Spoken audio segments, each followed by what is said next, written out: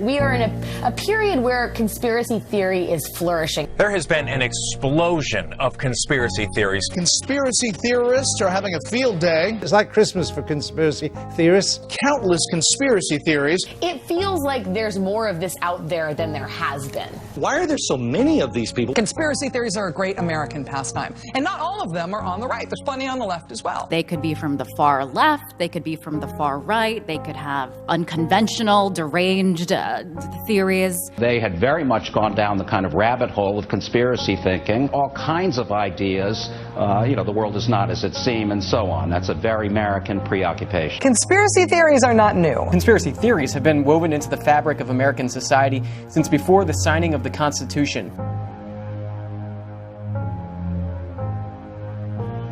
A lot of these conspiracy theories have a presence, or at least a grudging acceptance, within the political mainstream. It's out there. It's become part of pop culture now. I see the pretty mainstream conservative media really flirting with these folks and maybe starting to mainstream some of this craziness, so we maybe won't be able to ignore it. Wingnuts, how the lunatic fringe is hijacking America. The fringe has become the center. The Republican chairman of Homeland Security is writing conspiracy theory letters, and they're convening conspiracy theory hearings, and Republican senators are introducing conspiracy theory legislation. You have politicians who are, repeating conspiracy theories, who are advocating conspiracy theories. The most influential conservative media online is full-on embracing the conspiracy theorists. Every conspiracy theory are all coming together, and they've created this narrative, but it's all out of their talk radio base. It's all out of their right-wing online base, and they've now converged on Congress, and they've pulled them into the conspiracy theorizing too. It's brilliant. Reality has been subsumed into a conspiracy theory.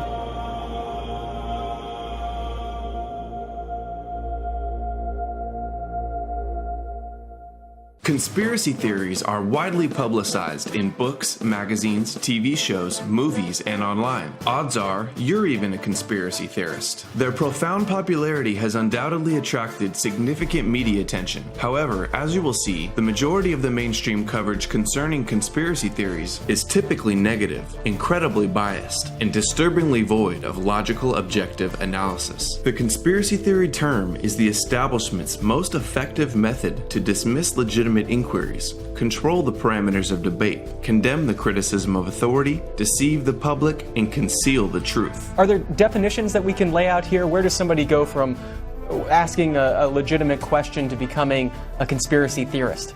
The Merriam-Webster Dictionary defines a conspiracy theory as a theory that explains an event or situation as the result of a secret plan by usually powerful people or groups. A theory is an idea that is intended to explain facts or events, and conspiracy is clearly defined in criminal law as an agreement between two or more persons to commit a crime at some time in the future. Thousands of people are found guilty of conspiracy charges every year in courts around the world because conspiracy is an inevitable component of human nature and society. By definition, conspiracy theory is a neutral term. It doesn't mean anything good or bad, it just means a theory about a conspiracy. However, the media has hijacked the term and uses it in a vastly different way. When someone in the United States says that that's a conspiracy or that's a conspiracy theory, by definition they mean it is irrational, illegitimate, and without proof. When we talk about conspiracy theories, we tend to speak about them in a negative light because the very word conspiracy implies something negative, I think. A conspiracy theory no longer means an event explained by a conspiracy. Instead, it now means any explanation or even a fact that the establishment does not acknowledge or recognize as true. The only real criteria for a subject to be considered as a conspiracy theory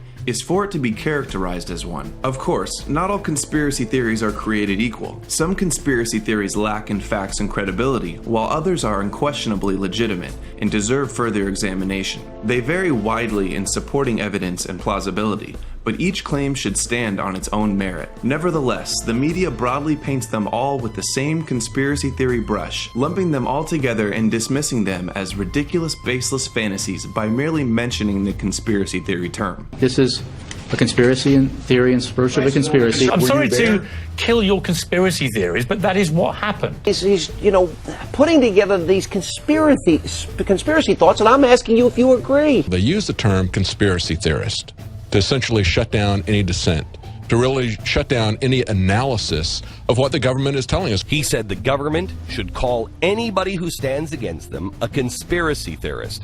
This isn't a conspiracy theory. Kind of an out there conspiracy theory which does not warrant a lot of attention. To discount something as a conspiracy theory is to shut it down without actually answering a question. It's a typical political move. The bottom line is that this is a group that is driven by conspiracy theories about the government. If you know anything about disinformation, if you know how governments discredit other governments and discredit movements, they always say conspiracy theory. It's the first thing you go to because people don't want to be involved with conspiracy theories in any language, in any country. They just don't want to be involved in it. It's just this term that's become this Pavlovian conditioning technique, and once that's thrown out, we've all been trained to run away from whatever subject is being talked about. As long as you can just frame it as conspiracy theory, then you can get people to stop taking a look at it. Outrageous, ridiculous conspiracy theories about how the world works, giving the impression that everyone's running around wearing a tinfoil hat. I was called a conspiracy theorist in the mainstream media, and I know you've been called one too, and I think it's really important to address this pejorative term. This woman, we need to be clear, is an out-and-out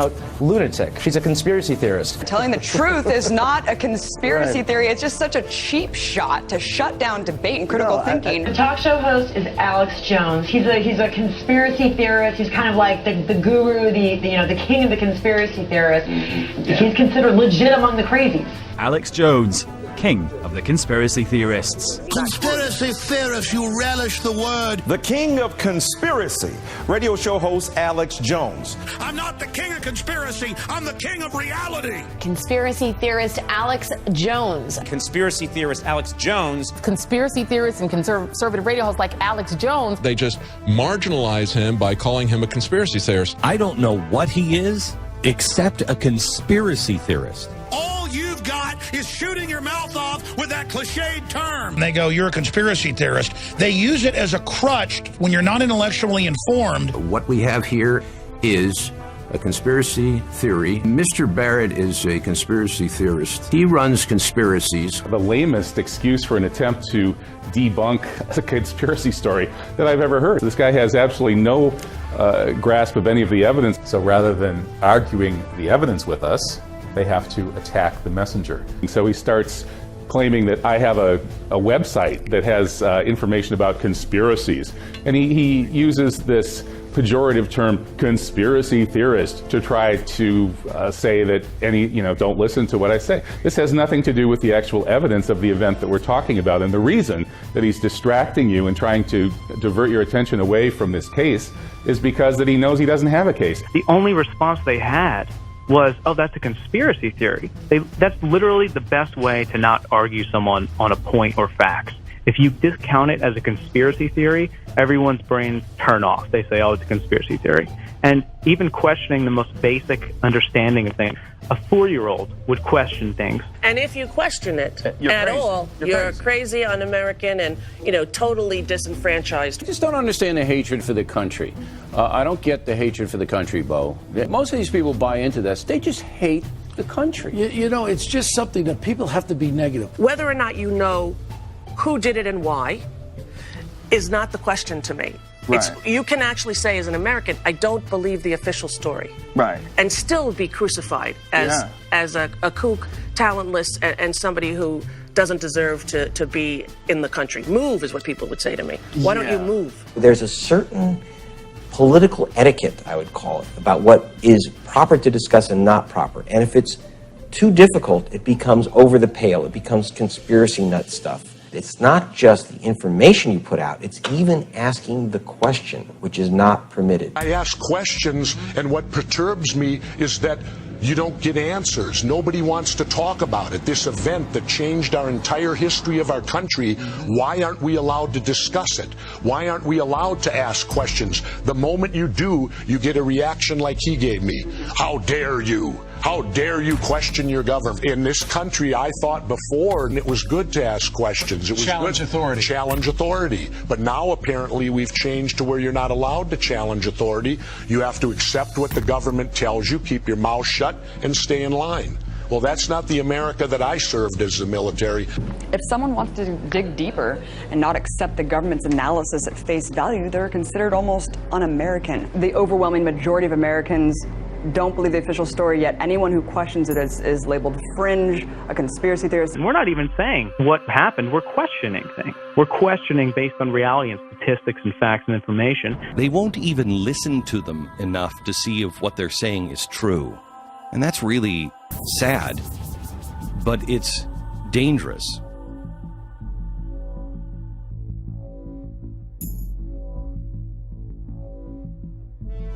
Any of those theories that you've heard of at all have any credence? Well, no, frankly. You'd think there might be something useful in it. No, there's no credence to it at all. All of their claims are spurious. They're backed up by nothing. They're backed up by nothing. How strong are their arguments? I mean, did they lay out their claim and they just say conspiracy and then they just leave it right there? Or, I mean, did they really detail out their line of thinking? There is not one shred of evidence to back that insane assertion up. A conspiracy theory based on nothing. There is absolutely no evidence. Without a shred of evidence. None whatsoever. Completely crazy theory. You have no evidence. No backup, no proof. Absolutely no evidence. There's not a fact in between there. Making statements that he can't back up with fact. No basis in fact. They just don't stand up to any kind of logic or interrogation of the facts. Vast conspiracies that are hiding these vast problems that don't exist, that have been disproven over and over again.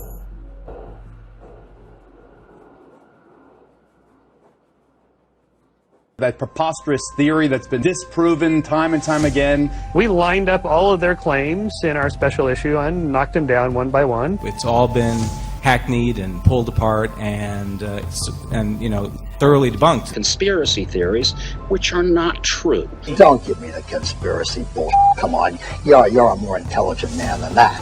Come on. I mean, come on. Listen. There has never been a conspiracy in this country. You know, people are just spinning stories. They can believe whatever they want, but it doesn't mean that it's real. No theory of anything explains all the facts, even if there are still some unsolved mysteries, which is perfectly okay.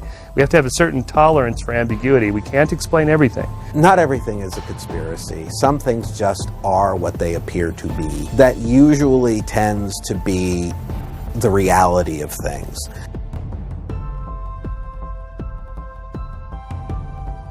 The limits of debate in this country are established before the debate even begins, and everyone else is marginalized. They're made to seem either to be communists or some sort of disloyal person. A kook, there's a word, and now it's conspiracy. See, they've made that something that should not be even entertained for a minute. That powerful people might get together and have a plan.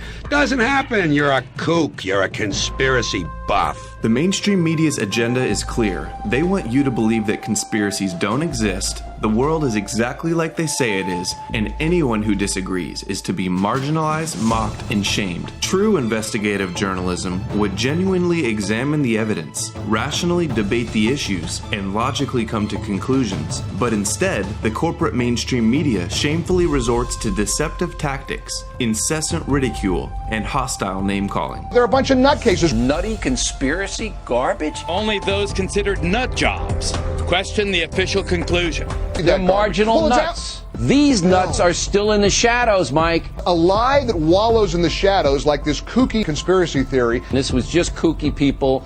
I probably wouldn't pay attention to it.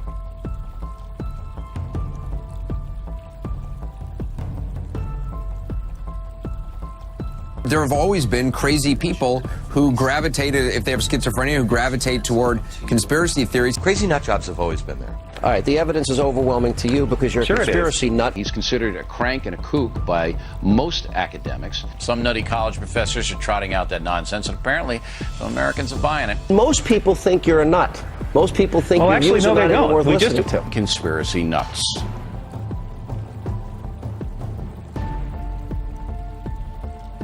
Rather than actually debate the issue and talk about just what's going on here, Alec, you want to make it personal and go after the individual. Nothing surprises me what these wackos can come up with. He really lives in the land of wacky. Unfortunately, the act of questioning anything about this event now runs you the risk of being dismissed as a conspiracy theorist or a lunatic by the corporate media. Ranting like a lunatic. A lunatic.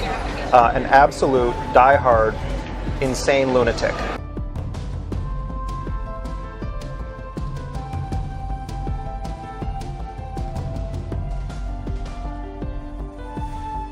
conspiracy theories. It was a real buzzword for loonies. They're idiots. He has the right to be an idiot. I'm trying to get beyond the idiot calling and actually have a conversation with you, if that's possible. He is an idiot. Can we believe? All right, we've already established that you think he's an idiot. That's your level of debate. Stupid conspiracy theories. They are paranoid. You cannot argue logic to someone who is mentally ill. Just think of them as mental patients. So that's what I do with conspiracy theorists. They're off their rockers. These are the type of people that should not have their hands on weapons. These are the type of people that should not have a platform to speak. These are the people that should be seeking mental help and evaluation. This man has problems. All right? He's got problems. He's a madman. The things he has said are so crazy, it's frightening. These people are just a bunch of maniacs.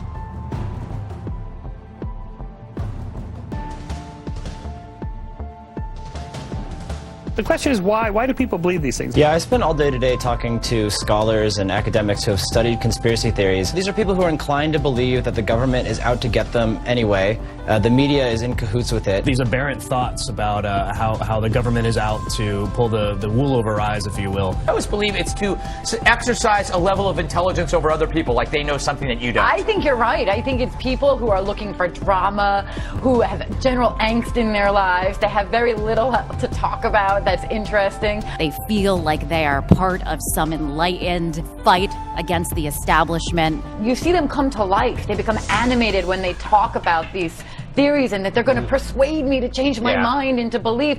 And I think it gives them a sense of authority or power. Most of the time, I agree with you. I think they're just nonsense. If you believe one conspiracy theory, you're more likely to believe 2 or 3 or 4. Have you ever met someone who believed one conspiracy theory? The most fantastical things are taken as common knowledge. You've been hearing the conspiracy theories on this for many years as well, and sometimes you have to scratch your head. Why are some people so eager to believe in conspiracies? Historically, we see that these conspiracies come after very upsetting events. In a time of economic difficulty or in a time when things are going wrong in very visible ways, people try to seize on something awful, which may in fact be causal. It may have produced the bad outcome, or it may just be made up. So if you're scared or if you're angry, and a lot of people are, conspiracy theory seems appealing. And if they're politically polarized and full of anger or distrust, then they can start believing something that's baseless or ridiculous. Each time something really scary and disastrous happens, people search for meaning. And in a way, it kind of helps explain what happened. It explains this tragedy. It kind of gives meaning. It gives them a sense of control over their world, they feel. I think that's why they do it. The assassination of JFK. There has to be something big comparable to killing a president.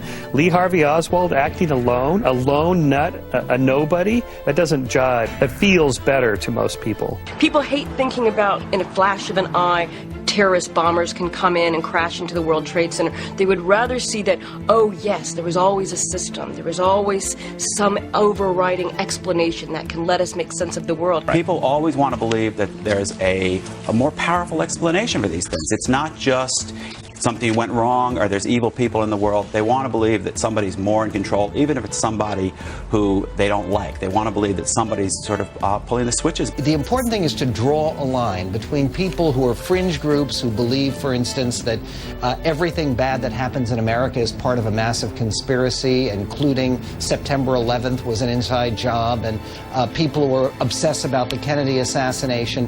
What fuels these trends of conspiracy? It's because of something called cognitive dissonance. We want to balance our view of the world with the way things should be. Confirmation bias, as psychologists call it, to look for only evidence that supports their theories and disregard anything that says otherwise. These are people who inhabit a media world entirely contained by the internet, fringe sites. They don't read newspapers. They don't listen to the radio. They pretty much just get their news from radicalized websites that they go to on a daily basis. What I call right-wing politics. It's way beyond left and right. It's really that murky ground of conspiracy theories that's been proliferating on the internet and inciting some people to take it a step too far towards violence. These guys actually believe what they say. The people that are leading the so-called truth movement, the ones I've met, they seem to actually believe it. So. Oh, no, don't get me wrong. I think they do believe it, and which is why I believe these guys are dangerous. I believe these guys are anarchists that are looking to tear us apart. I mean, this is the kind of group that a Timothy McVeigh would come from. Yeah, that's right. That's what makes it a little bit scary. The floating of fantastic conspiracy theories that in many cases have helped drive people to violence. What has changed about this country and the world that has made these conspiracy theories more dangerous these days? Conspiracy theory radicalism, which almost always butts up against justifying violence. A lot of people who are looking into this, they're just curious. They have questions. That's fine. People should ask questions. They shouldn't believe everything they see or read. But when you start asking those questions, then you have to pay attention to the answers. And what the conspiracy people do is they reject the vast body of reasonable accounts, and then they seize on these few little anomalies that they think disprove the mainstream view. What people do on the fringes is they take those anomalies and they try to construct a whole new theory, but the new theory doesn't explain all the old facts that the old theory explains just fine. Conspiracy theorists, like all sorts of theorists, take disparate facts and put them together. And what makes a conspiracy theorist a little bit different is they put the facts together in alternative ways that are tinged with a kind of paranoia. Classic conspiracy theory, little grains of truth, but all adding up to something that really isn't true. The idea of a conspiracy theorist is, if I can disprove this point, then therefore I am proving the vast conspiracy. Any official story about anything can be torn down if the questions are incredibly broad or incredibly minute. I think that conspiracy theories in general really do work a bit like a game of telephone. They are told and retold and tend to get more and more far out in the telling. Urban legend type tales that have been told and retold without any factual basis. People are fundamentally skeptical. People don't trust the explanations they have. This mistrust of an official explanation motivates them to go looking further, and then they want to keep going and keep going and keep going and find out what they think could be a more convincing explanation. Many of these people spend 10 to 12 hours a day on the internet, and they're sort of like idiot savants. They just made themselves experts in the minutiae of the conspiracy theory that they're obsessed with. Even when there is a clear explanation, then you have this search for supposed other evidence out there, and people just kind of pick it up and run with it, even when it seems completely unwarranted. We are natural pattern-seeking animals. We look for and find connections. We connect the dots like constellations in the sky. We find the constellations of meaning in our complex, chaotic world. I think that conspiracy theorists are making it more miserable for us in this, as we pick and choose our ways of life. I hear you. When you blame the government or whoever, you're actually removing the blame from the actual perpetrator, and you're putting it on somebody else. So in this quest to speak the truth or whatever, they're really doing a disservice to everyone involved. When you reject facts, reality, and you grasp to this idea that the government is out to get you, it's a slippery slope. What's next? The helicopters that fly over your house, the medevac helicopters, the news helicopters, they're out to get you. You hear this stuff, and it just makes you sick to your stomach. I loathe conspiracy theories. Can't these people give it a rest for one day? I've given up on trying to change conspiracy theorists. They're going to be with us for a long time. When you have policy being shaped by fantasy, you end up with pretty bad policy. When did seeking the truth become a bad thing? And how the pursuit of any kind of facts become so objectionable? Look, this dismissal is deliberate. It's also severely dumbing down the dialogue we should be having, and in fact, it's an endangerment to investigative journalism. For crying out loud, to question official narratives is the role of journalists, historians, and documentarians. Otherwise, we'd just be getting our news verbatim from government press releases. The majority of Americans believe that JFK was assassinated by a conspiracy. And also, a majority of people have questions about 9/11 also. Knowing this, how does it feel to go on shows like Piers Morgan and other shows on the mainstream media and to be ridiculed and painted as a lunatic for bringing up these issues? Well, because that was the CIA's mission to anyone that questioned it. That's how they do. They try to marginalize you. They try to make it seem like you're a conspiracy nut. It's in a CIA memo that you say, conspiracy theory, that's declassified. The CIA, right after they killed Kennedy, put out these talking points. The first documented use of the conspiracy theory term is found in an American Historical Review article published in 1909. But it wasn't until the 1960s that the conspiracy theory phrase acquired its negative connotations and became commonly used as a derogatory, pejorative slur. Conspiracy theory's negative associations can be traced back to political scientist Richard Hofstadter's 1964 article in Harper's Magazine, where he suggested conspiracy theories stem from the paranoid style in American politics. However, it was the CIA who ultimately weaponized the term when it was adopted as the fundamental component in their propaganda campaign to oppose conspiracy theories. In 1967, the CIA essentially weaponized the conspiracy theory term and engaged in information warfare when it sent a detailed memo to all of its bureaus titled Countering Criticisms of the Warren Commission Report, which was the government's official investigation into the JFK assassination. The memo begins with the CIA expressing their concerns, stating that from the day of President Kennedy's assassination on, there has been speculation about the responsibility for his murder and a new wave of books and articles criticizing the commission's findings. Critics speculating as to the existence of some kind of conspiracy, implying the Warren Commission was involved, and that Vice President Lyndon B. Johnson himself benefited and was in some way responsible for the assassination. Conspiracy theories have frequently thrown suspicion on our own organization because we were directly involved and contributed to the investigation. This trend of opinion is a matter of concern to the U.S. government and our organization because it affects the whole reputation of the American government and casts doubt on the leadership of American society. Despite being marked "Destroy when no longer needed," the dispatch was released 9 years later in response to a New York Times Freedom of Information Act request and is available online. The memo was marked Psych, short for Psychological Operations, or PSYOP, and CS, short for Clandestine Services. The memo outlines a detailed series of actions and techniques to counter and discredit the claims of conspiracy theorists. Its directives include instructing agents to, quote, employ propaganda assets to refute the attacks of the critics, adding, book reviews and feature articles are particularly appropriate for this purpose, advising covert assets in the media to ignore conspiracy claims unless discussion is already taking place, and directing agents to remind their friendly elite contacts, especially politicians and editors,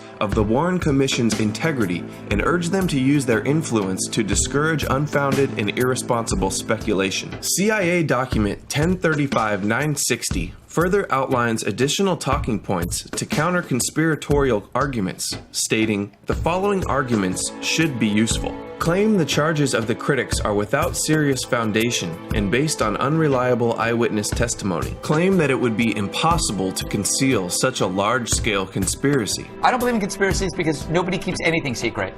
Nobody keeps anything secret. That is the best defense against conspiracy theories. The biggest problem with conspiracies, particularly government conspiracies, is government bureaucrats are not very competent and they can't keep their mouths shut. There is no conspiracy because people can't keep their mouths shut. Can you actually imagine that our government was capable and then keeping it off of the front page of the New York Times? No.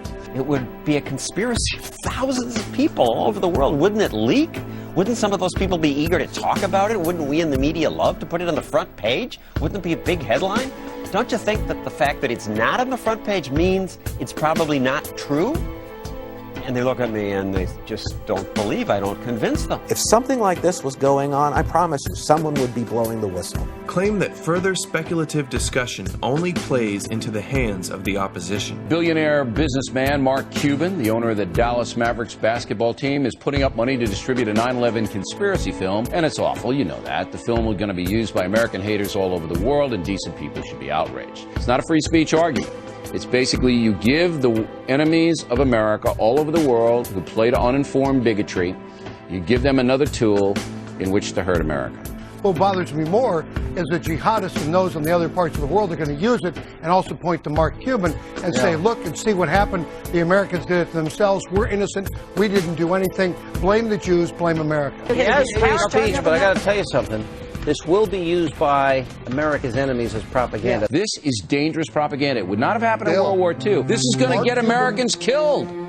No, it's not. If Mark Cuban had done this in World War II, Franklin Delano Roosevelt would have thrown his butt in jail. People who support that also are giving aid and comfort to the enemy who want to stop kill with the aid and Americans. comfort to the enemy. Claimed that, quote, no significant new evidence has emerged. It's the same old stuff, the same old points, nothing new. If you've got evidence, show us, but there's been no new evidence in 8 years.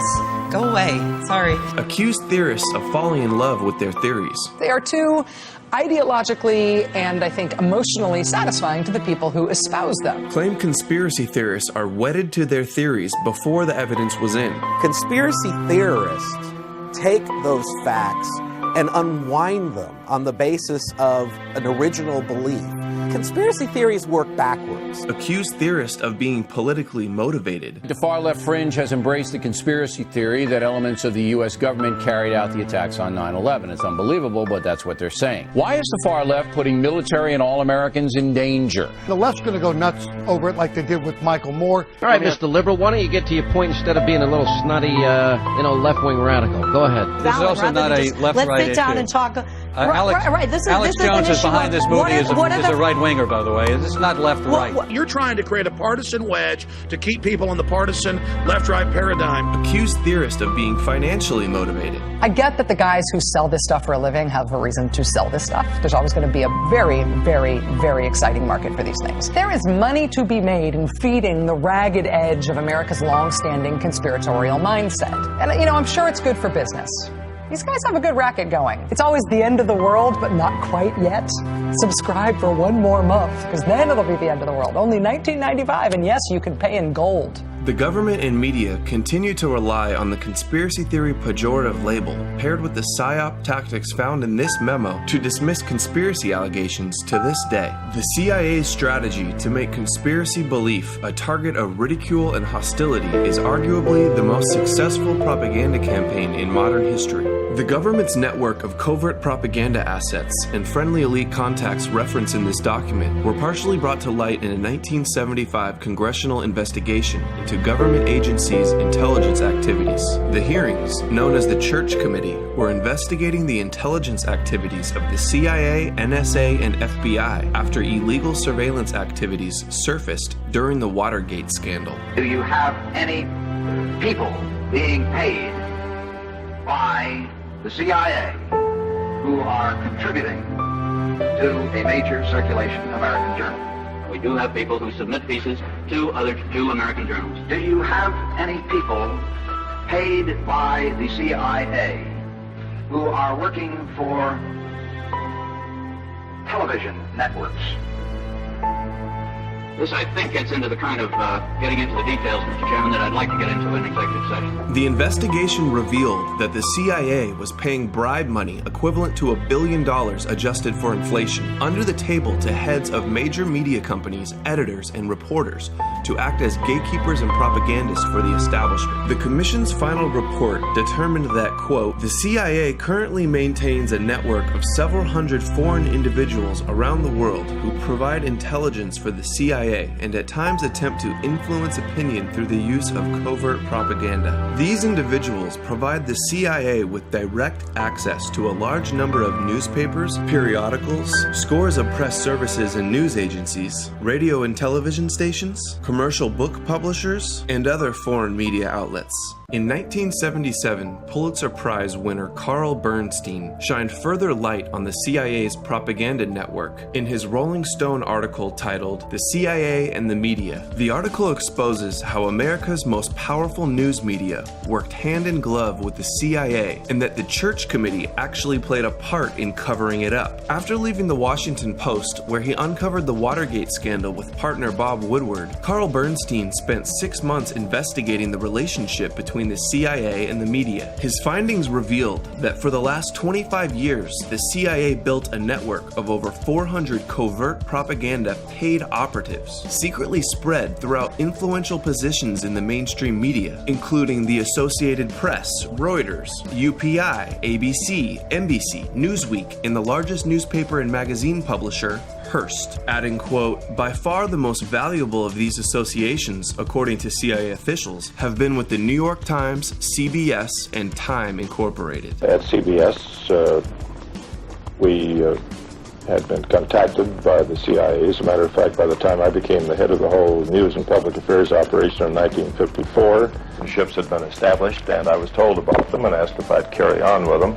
The CIA's secret propaganda campaign to manipulate the media came to be known as Operation Mockingbird. Operation Mockingbird, you know, this was a program that the CIA, FBI was inserting operatives within all the major media networks. I mean, we're talking about all of them. Yeah. Papers, publications. My whole question is this still going on today? Because they've really permeated throughout the culture of the establishment media. And really, when you see the establishment media today, they just parrot the establishment. I'm like, wait, has this gone full circle? You say that continues today?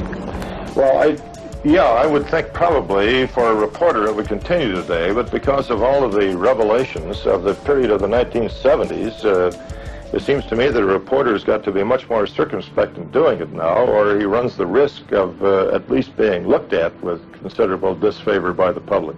I think you've got to be much more careful about it. You ask, is this still going on today? Well, we can look at the last National Defense Authorization Act, NDAA 2013, has a provision in there that legalizes propaganda. Propaganda, a program by governments to manipulate people's thoughts and opinions. We are in an information war, and we are losing that war. I'll be very blunt in my assessment. Clearly, the United States feels on the defensive, in part because it can no longer monopolize terms of the debate. There's other information out there. There are other points of view.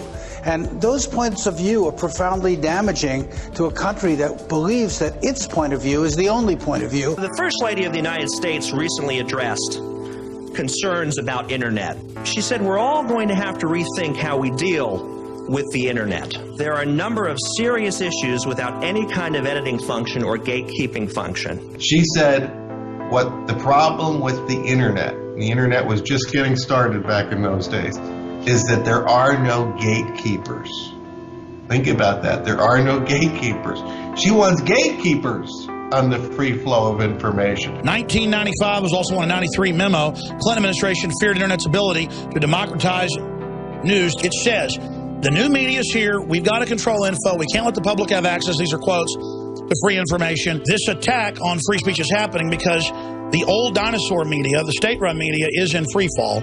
You have a perfect storm of state-run media and government wanting to control information. If you look at where a lot of the work originates, where the first things come out on the internet, some of them tend to be these political fringe sites, and yet they're treated by much of the media as if they're somehow credible, that a quote from one of those sites is no different than something from the New York Times. We've got to have the media call anyone that questions us conspiracy theorists, and any media that's not the Washington Post or New York Times is a conspiracy theory. They want to set the Overton window. They want to set the parameters of debate where only what MSNBC says or CNN says with White House talking points is the acceptable political discussion. They knew what the internet meant for them. And they were conspiring like the Soviet Union to kill it in its crib.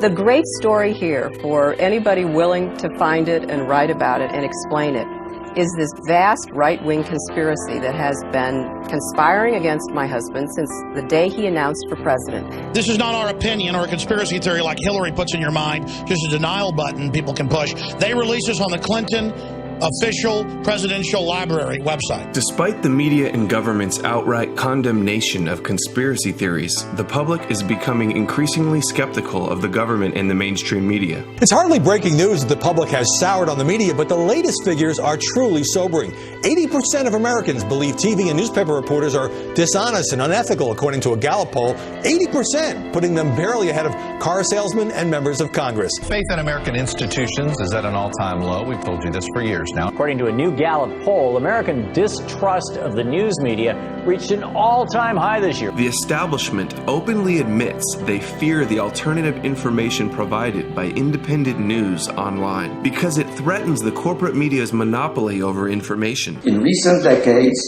worldwide social change has experienced unprecedented historical acceleration, particularly because instant mass communications, such as radio, television, and the internet, cumulatively have been stimulating a universal awakening of mass political consciousness.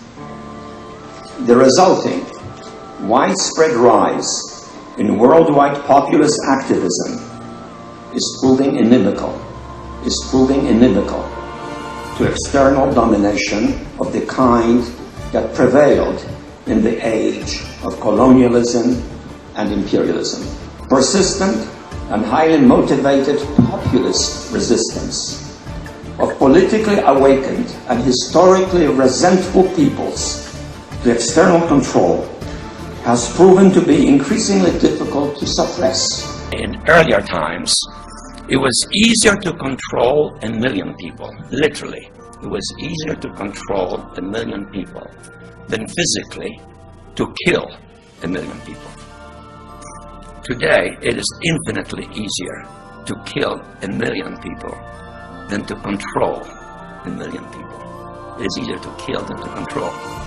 The mainstream media's response is to aggressively attack the internet. Unlike in the past where we had fax networks and shortwave radio, we now have the internet. The internet is full of nutty theories. Conspiracy theories, the web, of course, is full of them. That murky ground of conspiracy theories that's been proliferating on the internet. It's been bubbling up kind of from the fringes for years and gradually making headway into the mainstream. On the internet it started, right? On the internet. I think that this internet stuff with this access now that people have has made more crazy people, because people who are borderline crazy now go in there and become crazy. You can get your crazy opinion heard. They have wild ideas, and it's because they've been just talking to each other, and it doesn't have to be factual anymore. If you have everybody that's surrounding you believes the same thing, it becomes an alternative reality for you. By using the internet to mobilize people that feel displaced, that feel like they've been on the outskirts of society, and give them a place where they can find a sense of belonging and maybe make a difference in their own way. And it's a problem, and we see that it's effective. We see that they are shaping the discussion online, on message boards, on Twitter, on social media. And the internet, you know, we thought that it would be this place where you know, it's wonderful in a lot of ways because a lot of different viewpoints and a lot of different people have a voice like never before. But unfortunately, it's provided a forum where disinformation, false theories, people that are just trying to make a name for themselves, bloggers or whatever, that have absolutely no accountability for the truth, are able to rile up a mass amount of people online. It provides this voice for fringe voices, extremists. The platform that it provides for fringe and radical views. Alternative media, and thanks to the internet, it fuels these things. People begin to presume that these conspiracies are in fact true as they're, you know, introduced to this on a daily basis. You repeat it over and over and over again, and suddenly the conspiratorial theories begin to take on a life of its own. It provides a place for these people, a place where these people can congregate and feed off of each other's biases. It's almost like a community that is almost like a cult, I would say, that is formed online, and they mobilize. They find a home. They find a place where they're heard, and they find a sense of belonging. They find an outlet where they can a platform to voice their deranged views. The extreme fringe is given a platform for what otherwise would not be considered reputable television. You know, most broadcasts wouldn't have on the types of voices with these conspiratorial theories. It tends to multiply online, and you see these dark corners of the internet where people pile on, and there's this very minute parsing of the technicalities of the supposed evidence, and more detail gets added and accumulated, and it kind of feeds on itself. It really almost makes you ask the question, would it have been better if we'd never invented the internet? When people who are like-minded get together, they tend to end up in a more extreme position that fits with the direction in which they were tending before they started talking to each other. In social media, you can quickly find a bunch of people who agree with you, and people are often kind of tentative about their belief just because they're not sure. And then when they hear other people who agree with them, they become more sure and much less tentative.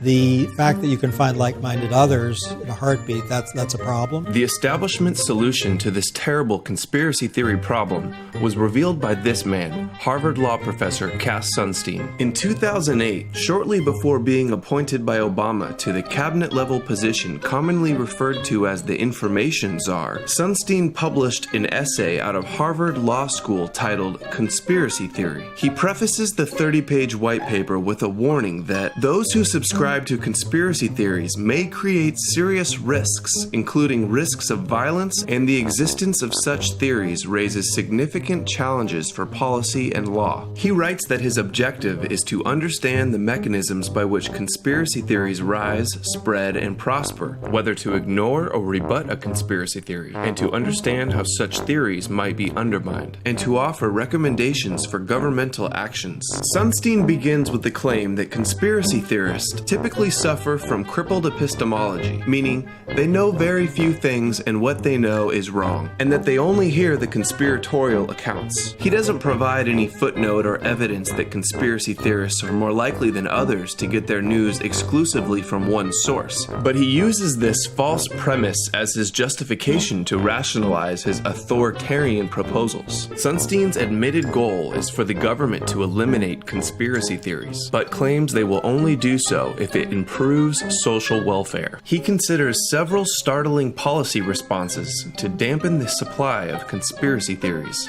including having the government ban conspiracy theories, having the government tax conspiracy theories, have the government itself engage in counterspeech to discredit conspiracy theories, have the government formally hire credible private parties to engage in counterspeech, and have the government informally encourage credible private parties to help. You may be thinking, no way, the government would never actually ban or tax Americans' free speech. That violates the First Amendment. But this constitutional law professor does not rule out banning and taxing conspiracies. He states that each instrument has a distinctive set of potential effects, cost, benefits, and each will have a place under imaginable conditions. And if a conspiracy theory became so pervasive and dangerous that censorship would be thinkable, wouldn't you just love to hear what circumstances Sunstein believes would justify repealing the First Amendment? Sunstein ultimately determines that his main policy recommendation is for the government to engage in what he calls cognitive infiltration. He defines cognitive infiltration as introducing diverse viewpoints and new factual assumptions into the hardcore extremist groups that propagate conspiracy theories. In other words, he wants government agents or their allies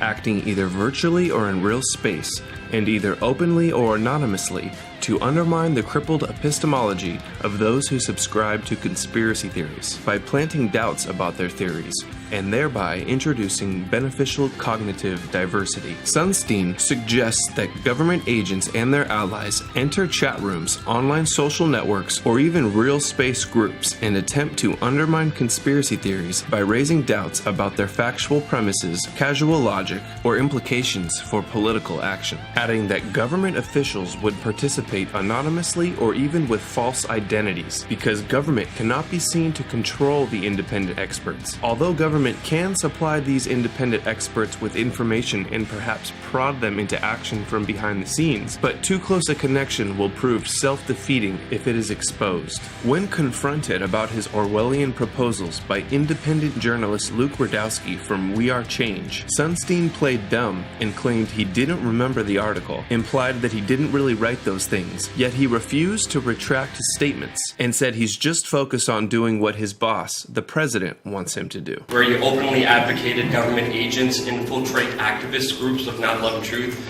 and also stifle dissent online.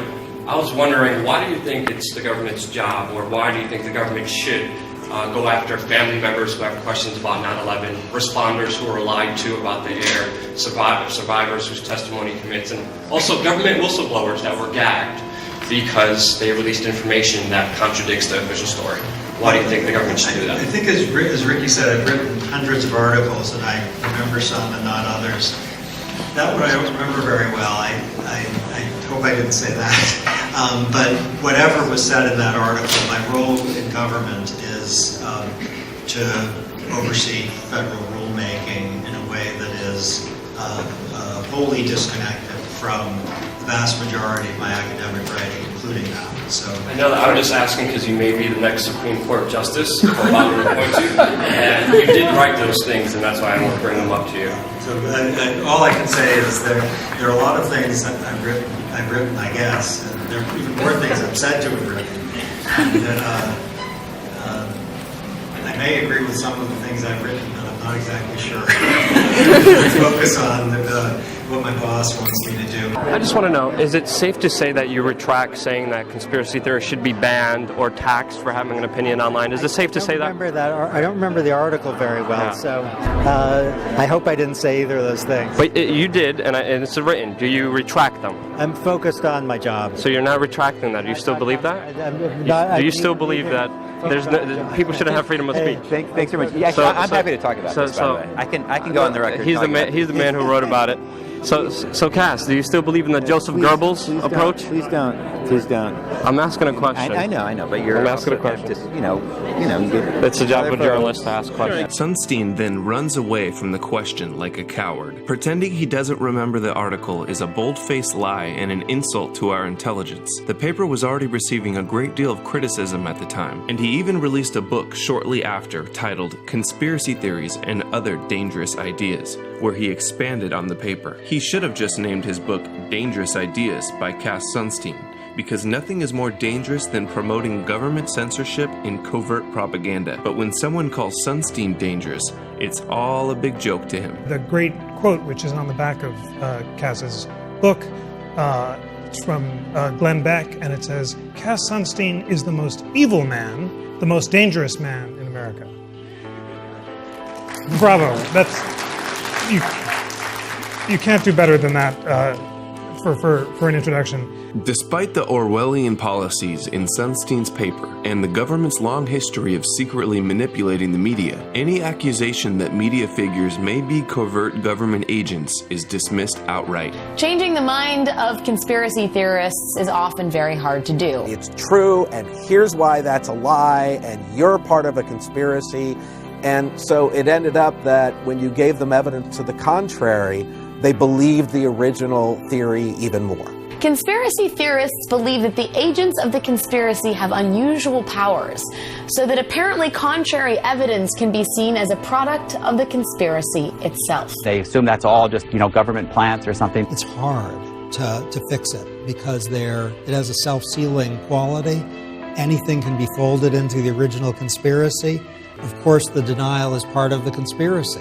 It's very hard to break a conspiracy theory. Joining me now is Harvard Law School professor and author of the new book, Conspiracy Theories and Other Dangerous Ideas, the man himself, Cass Sunstein. Cass, am I to believe it's you, or is it just a hologram that appears to be you?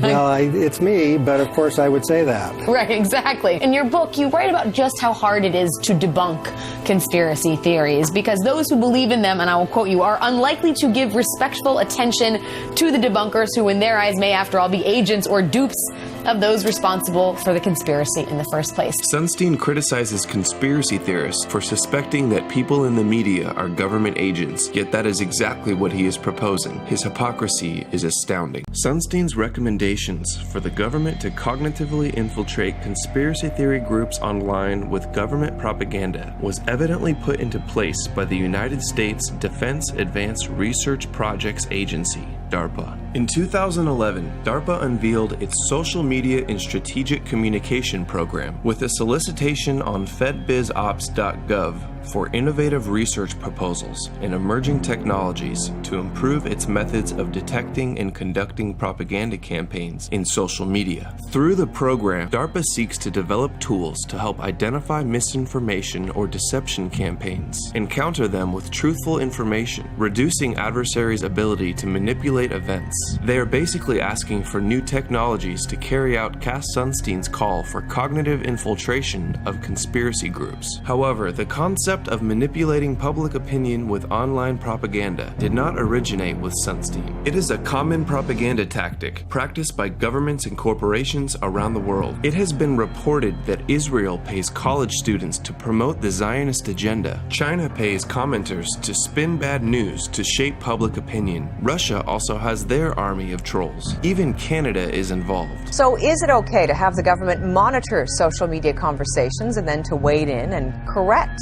some of those conversations? In 2014, NSA whistleblower Edward Snowden leaked documents to journalist Glenn Greenwald. The leaks contained presentation slides from the United Kingdom's Government Communications Headquarters, which is the British equivalent of the NSA. The documents reveal that the government has been systematically attempting to control, infiltrate, manipulate, and warp online discourse through a previously secret unit known as the Joint Threat Research Intelligence Group, or JTRIG. The document received from the Joint Threat Research Intelligence Group is, quote, "The Art of Deception, Training for Online Covert Operations." Oh boy, this ought to be good. They've got the memos internally from how they do it, and of course, the Five Eyes all participate in this intelligence gathering operations together. So if Britain does it, as they're doing it here, will they share that information and with the U.S. and the other Five Eyes? Yes. And if you don't know the Five Eyes, that's the U.S., Britain, New Zealand, Australia, and Canada. It's what they call themselves.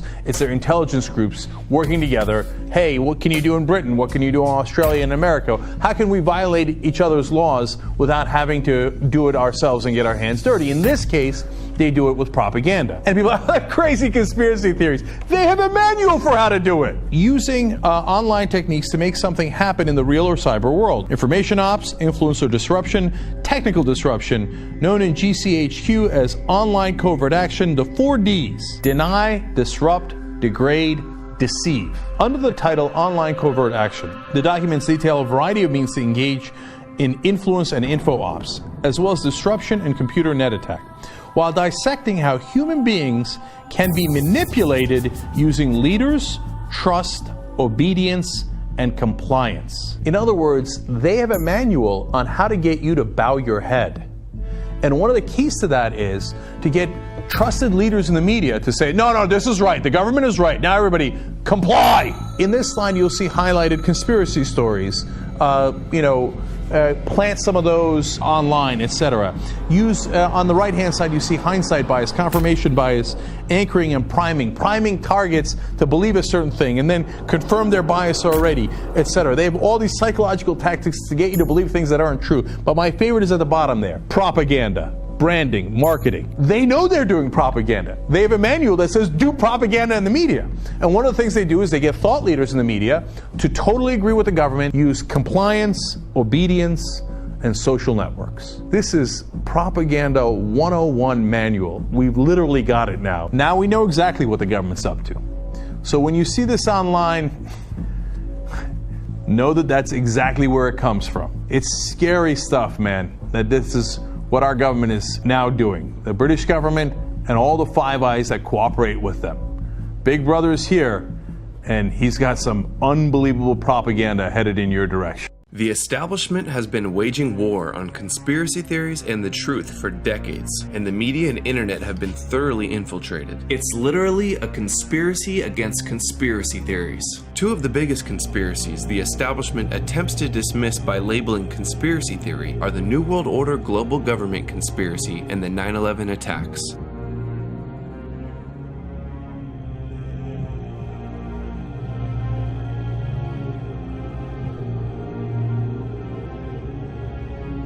For people perhaps not familiar, New World Order is generally accepted to be a conspiracy theory where people believe that there are elites out there forming some sort of special authoritarian government. This is the generally accepted view of what New World Order means. A lot of times when people use the term New World Order, you're already into the conspiracy arena. A belief in an overarching conspiracy of a New World Order. A New World Order. The New World Order, which is kind of a growing conspiracy group that believes the world is going to be taken over by forces in black helicopters and so on. Wild conspiracy theories, New World Order, that kind of stuff. They do not view the federal government as we do, as representatives of us, what they regarded as an oppressive force that is trying to have a UN kind of sanctioned takeover and elimination of our rights. There are actually people saying they're going to shuffle us off all onto train cars and send us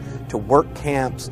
I mean, it's It's crazy stuff. Conspiracy theory, the idea that the government is secretly plotting to impose martial law, to take Americans' guns away from them, to throw anyone who resists into concentration camps that have been built by FEMA secretly, and ultimately to force the United States into a kind of socialistic one-world government, the so-called New World Order. The New World Order, fiat currency, the adoption of fiat money, meaning paper money that is not backed by gold.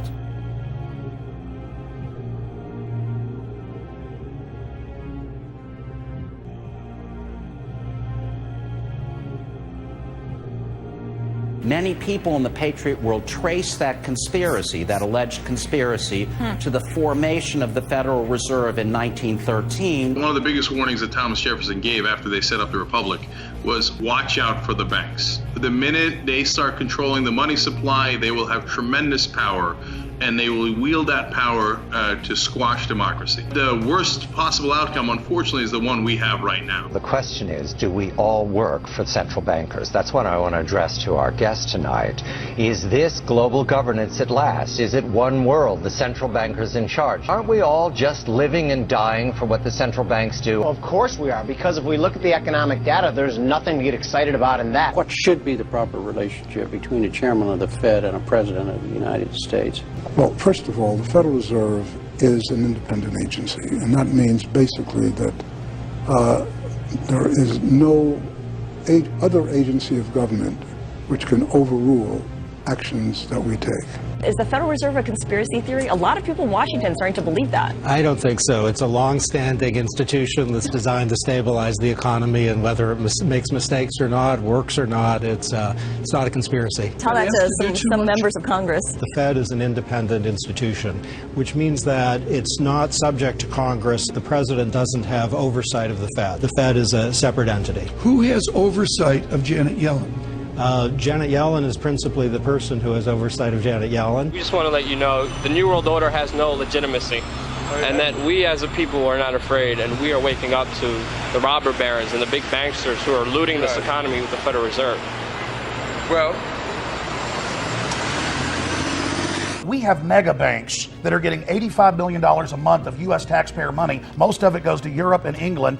British taxpayers, EU taxpayers have to pay to these mega bankers. They're in there setting this up. It's come out. Those things all relate to a single conspiracy theory, the idea that there is a plot on the part of the government to create a one world government, a socialistic totalitarian regime, to be called the New World Order. We have before us the opportunity to forge for ourselves and for future generations a new world order, a world where the rule of law, not the law of the jungle, governs the conduct of nations. A new world order can emerge, a new era, freer from the threat of terror, stronger in the pursuit of justice, and more secure in the quest for peace.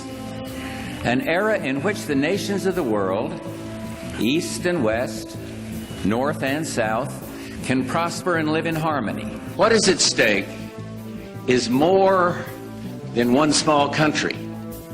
It is a big idea, a new world order. When we are successful, and we will be, we have a real chance at this new world order, an order in which a credible United Nations can use its peacekeeping role to fulfill the promise and vision of the UN's founders. When our founders declared a new order of the ages, they were acting on an ancient hope that is meant to be fulfilled. 100 generations have searched for this elusive path to peace, while 1,000 wars raged across the span of human endeavor. Now we can see a new world coming into view. A world in which there is the very real prospect of a new world order. What you had there was a statement of something that was, a very coherent statement of the reality of modern economies that had the words world order in it, which is unfortunate because those words are now buzzwords for conspiracy. We are in a global economy. Nothing will stop that. Jumping from there to this vast new world order conspiracy, There's not a fact in between there. There is a chance for the President of the United States to use this disaster to carry out what his father, a phrase his father used, I think, only once, and hasn't been used since, and that is a new world order. And those people who have been yelling, oh, the UN's going to take over global Conspiracy theorists. They've been crazy, but now they're right. Yeah, well, when Geithner's... It's happening. There also exists an extraordinary opportunity to form for the first time in history a truly global society. So that the problem of the Bush presidency will be the emergence of a new international order. Within the next 4 years, we will see the emergence of a new international order. The beginning of a new international order. After 1989, President Bush said, and it's a phrase that I often use myself, that we needed a new world order. I think his task will be to develop an overall strategy for America in this period when really a new world order can be created. It's a great opportunity. It isn't just a crisis. President Obama and British Prime Minister Gordon today calling for a new world order to tackle our global economic crisis. Could it be the beginning of a beautiful friendship, a global New Deal, a new world order? And the president outlined his vision of a new world order in which the U.S. would participate fully. We've got to give them a stake in creating the kind of world order that I think all of us would like to see. The affirmative task we have now is to actually create a new world order. A new world order!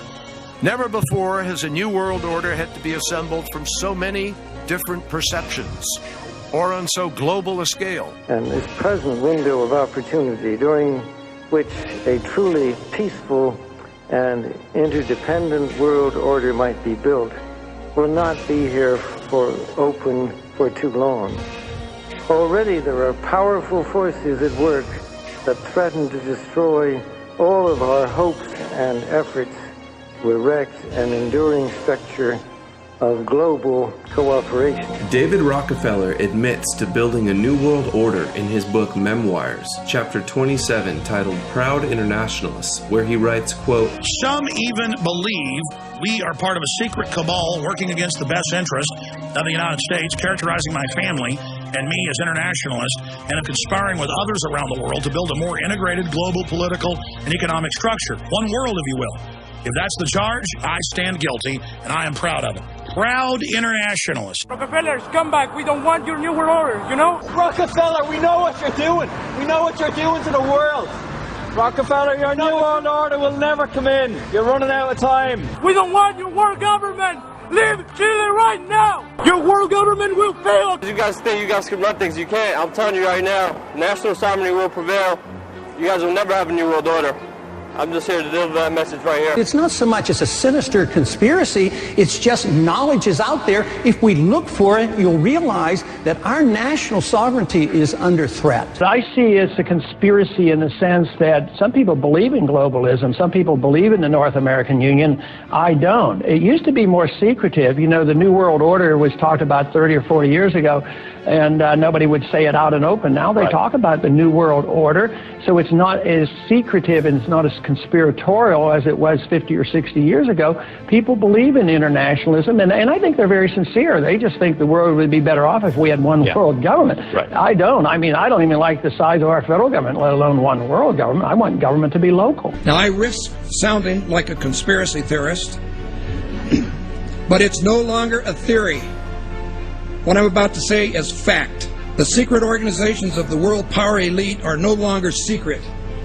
They have planned and are now leading us into a one-world communist government. Through organizations such as the Council on Foreign Relations, the Royal Institute for International Affairs, the Trilateral Commission, the Bilderberg Group, and many others, they have consolidated power on a mass level and are moving towards a world government. On the outskirts of the national capital today, black limousines with darkened windows converged on a hotel where private security guards imposed ironclad control. The limos carried royalty, political power brokers, and industrial titans to a secret meeting that will last all weekend. It's known as the Bilderberg Group. Could their objective be world domination? Bohemian Club in California, where every year at this time, the elite from around the country get together for 2.5 weeks of fun and games. What is the Bohemian Grove? Well, it's a kind of summer camp for the powerful, an all-male gathering in great secrecy. Each year, guests like Henry Kissinger or Zbigniew Brzezinski address members on their areas of expertise. There are rituals, bonfires, and the burning of effigies. The motto of the Bohemian Club is "Weaving spiders, come not here." Simply put, that tells members to leave their business and political deals at home and simply have a good time.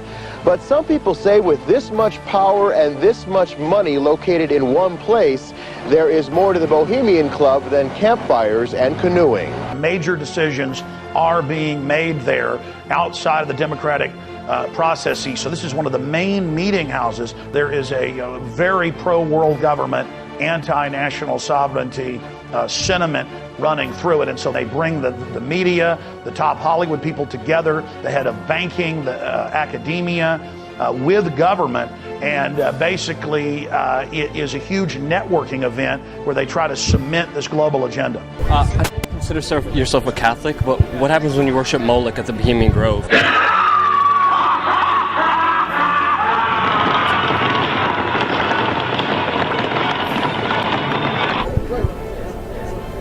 Can you tell us what happens there? You actually believe all this junk? Bill Clinton said that Republicans run around naked in the woods there. As you say, the Bohemian Club? That's where all those rich Republicans go out and stand naked against redwood trees, right?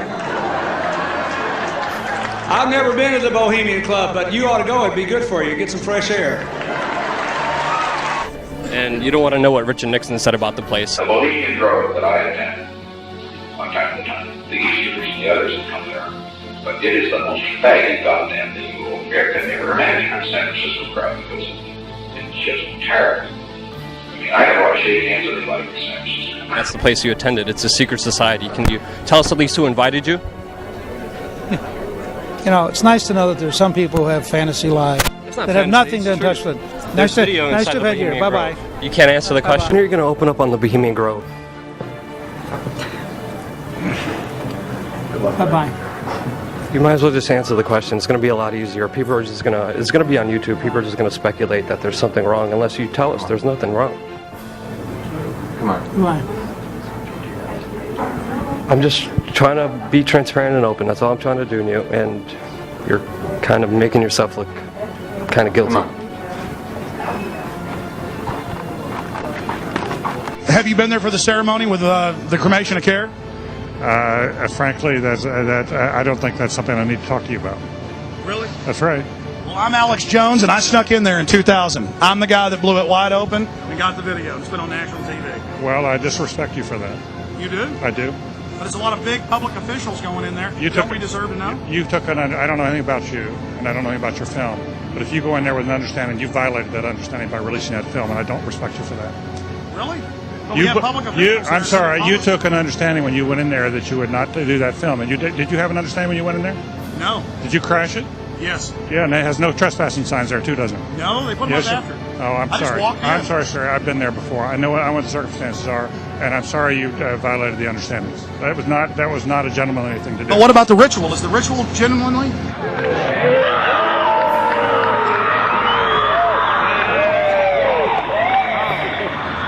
Sir, everything. I don't owe you this comment. I know. This is what's called ambush journalism, and I disrespect you for that as well. So thank you and goodbye. The ritual? That's none of your damn business. Let's go to John in San Diego. What's going on, John? Can you address the Bohemian Grove Club private presidential? These guys in San Diego, it's too nice. The weather's too nice there. It goes to their. And here's what happens, because I used to have a house in San Diego. Right. Not everybody. But you go out to the beach and you do all that, and then some kind of substance gets in your mind. And then John just demonstrated, like, can I address the Bohemian whatever? Whatever. John, San Diego. What's going on, John? How do you feel about the private presidential resort, the Bohemian Grove, having... All right, I don't know what you're talking about, and I don't care. You get the Kool-Aid crew.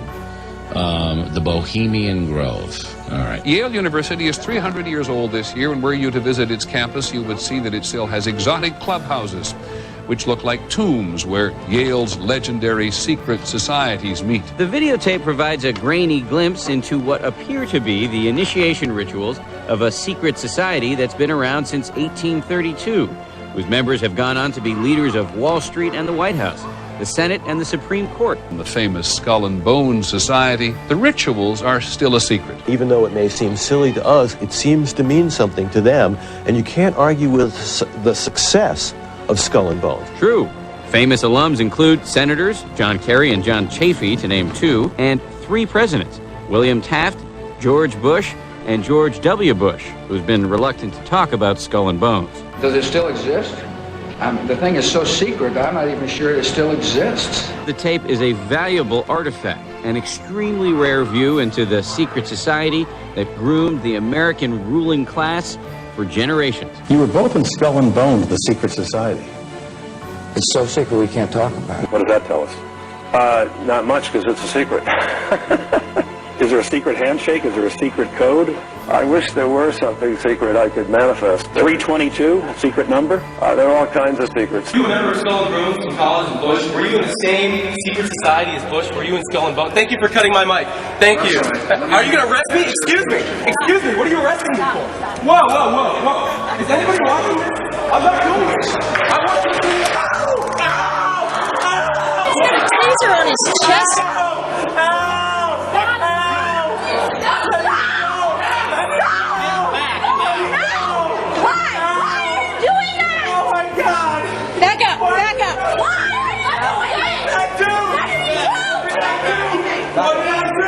Did y'all hear what he asked John Kerry to get himself tasered? Did you hear the question? He was like, is it not true, Senator Kerry, that you are a member of Skull and Crossbones, a secret society with George Bush? And Kerry was like, that's a very good question, and I'm going to answer that question.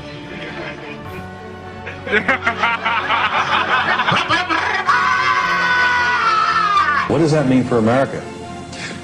The conspiracy theorists are going to go on. I'm sure they are. I don't know. I haven't seen the web. Number 322. First of all, he's not the nominee, and look, I look forward. Are you prepared to lose? No, I'm not going to lose. I just wanted to meet them face to face. I wanted them to admit what they were doing. Who is they? He was in the office of the Trilateral Commission. Trilateral Commission? Yeah, the Trilateral Commission. All right, what is the Trilateral Commission? It's an organization founded in 1973 by David Rockefeller to bring together business and political leaders from the United States, Europe, Japan, so they could work together for better economic and political cooperation between their nations. Yeah, but that's what they'd like us to believe. But you see, what they're really up to is a scheme to plant their own loyal members in positions of power in this country. Those who are involved in the Trilateral Commission and the Council of Foreign Relations usually ends up in positions of power. To work to erase national boundaries and create an international community, and in time bring about a one world government with David Rockefeller calling the shot. Would you like to hear the names of just a few of the people who have been on the Trilateral Commission? Not particularly. James Earl Carter. Heard of him? Look, Mr. Klein. Henry Kissinger. You heard of him? Dick Cheney, Bill Clinton, Madeleine Albright, as well as a whole host of well-known politicians and CEOs of multinational corporations like Goldman Sachs, ExxonMobil, Shell, Citigroup, and others. George Bush. Now, you remember at the convention, everybody thought it was going to be Ford for Veep. You know what happened? David Rockefeller just picked up a phone, put in a call. Hey, Ronnie, forget Jerry, it's George. Bye. So, no matter who won in November, they had their man in the White House. He set up the world order with his family, donated the land for the UN, and founded every major private globalist organization in every major country. The Council of the Americas, founder and honorary chairman, David Rockefeller. The Americas Society, chairman, David Rockefeller. The Forum of the Americas, founder, David Rockefeller. The Institute for International Economics, financial backer and board member, David Rockefeller. The Trilateral Commission, founder and honorary chairman, David Rockefeller. Rockefeller's influence also extends to the current administration. He was chairman emeritus of the CFR when Vice President Dick Cheney once served as a director, a relationship that Cheney concealed during his congressional career. It's good to be back at the Council on Foreign Relations. As Pete mentioned, I been a member for a long time and was actually a director for some period of time. I never mentioned that when I was campaigning for re-election back home in Wyoming. Oh, thank you very much, Richard, and I am delighted to be here in these new headquarters. I have been often to, I guess, the mothership in New York City, but it's good to have an outpost of the council right here down the street from the State Department. We get a lot of advice from the council, so this will mean I won't have as far to go to be told what we should be doing and how we should think about the future. Gentleman right here in the blue. It's been reported that you and your wife are in the globalist CFR, which is a Council on Foreign Relations. I'd like to know if that is true. Well, first of all, I'm not the Council on Foreign Relations. I don't know if I'm a official member. I've spoken there before. It basically is just a forum where a bunch of people talk about foreign policy.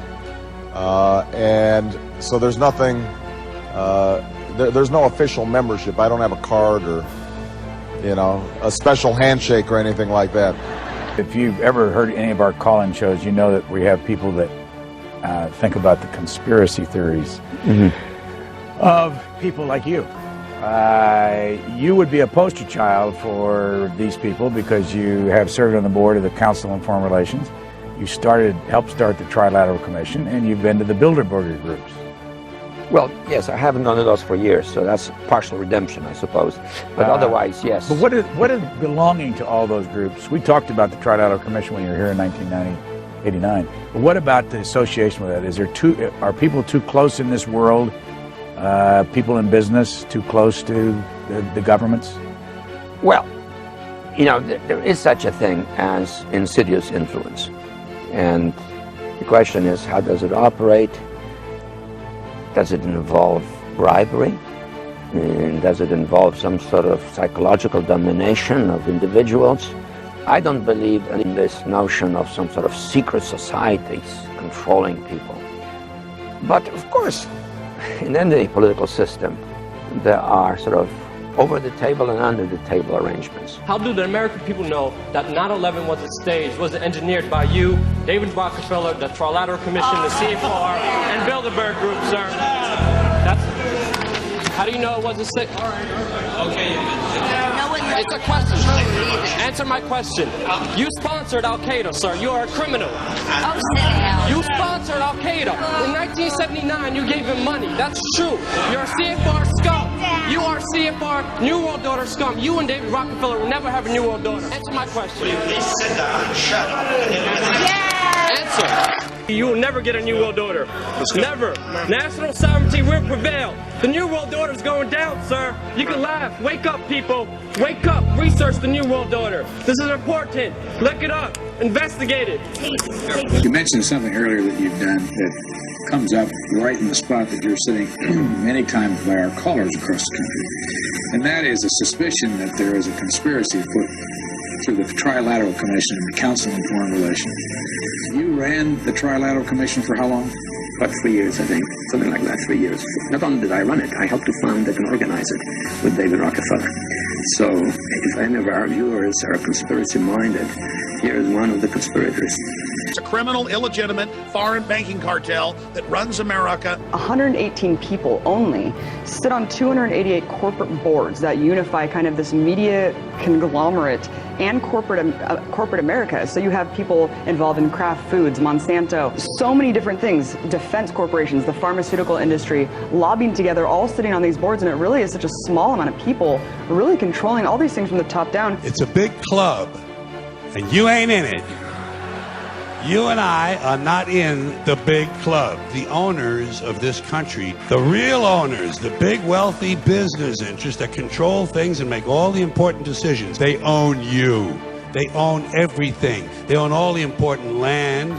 They own and control the corporations. They've long since bought and paid for the Senate, the Congress, the state houses, the city halls. They got the judges in their back pockets, and they own all the big media companies, so they control just about all of the news and information you get to hear. They got you by the balls. Hundreds of mainstream news articles a week are saying there is a new world order, a global government. It will be run by the very banks that are collapsing society by design. Here is Time Magazine headline, New World Order, and they say a new bank of the world will rule the United States. Here is the Financial Times of London, and now for a world government is the headline. They're openly announcing that the banks will rule the planet. The ultimate goal that these people have in mind is the goal to create a one world government run by the banking industry, run by the bankers. I met Rockefeller through a female attorney I knew who called me up one day and said, one of the Rockefellers would like to meet you. I said, sure, I'd love to meet him. And I met him and I liked him, and he was a very, very smart man. And we used to talk and share ideas and thoughts. And he's the one who told me 11 months before 9/11 ever happened that there was going to be an event. Never told me what the event was going to be. And out of that event, we were going to invade Afghanistan to run pipelines from the Caspian Sea. We were going to invade Iraq to take over the oil fields, establish a base in the Middle East, and make it all part of the New World Order. Later, 9/11 happened. And I remember he was telling me how you're going to see soldiers looking in caves for people in Afghanistan and Pakistan and all these places. And there's going to be this war on terror, of which there's no real enemy. And the whole thing is a giant hoax. But it's a way for the government to take over the American people. He told you it was going to be a hoax. Oh, yeah. Oh, yeah. There's no question.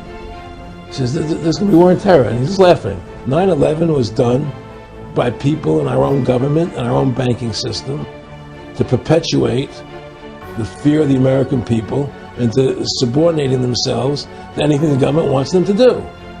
That's what it's about, and to create this war, this endless war on terror. And that's why and that was the first lie. And the next lie was going into Iraq to get Saddam Hussein out with his weapons of mass destruction. Look, this whole war on terror is a fraud. It's a farce. It's very difficult to say it out loud because people are intimidated against saying it. Because if you say it, they want to make you into a nutcase. It was 9/11 that allowed this war on terror to begin. And until we get to the bottom root of 9/11, the truth of 9/11, we'll never know about the war on terror. I have trouble believing this, but a new poll by Scripps Howard and the University of Ohio says 36% of Americans believe it is likely or somewhat likely that the U.S. government either assisted in the 9/11 attacks or did nothing to stop them. Let us never tolerate outrageous conspiracy theories concerning the attacks of September the 11th. Malicious lies that attempt to shift the blame away from the terrorists themselves, away from the guilty. Are you one of those that was an inside job, guys? Well, let me tell you something. An inside job? How dare you? How dare you? 9/11 was not an inside job. It was an Osama bin Laden job with 19 people from Saudi Arabia. They murdered 3,000 Americans and other farmers, including over 200 other Muslims, and we look like idiots, folks, denying that the people who murdered our fellow citizens did it when they are continuing to murder people all around the world. So we heard from you. You go away.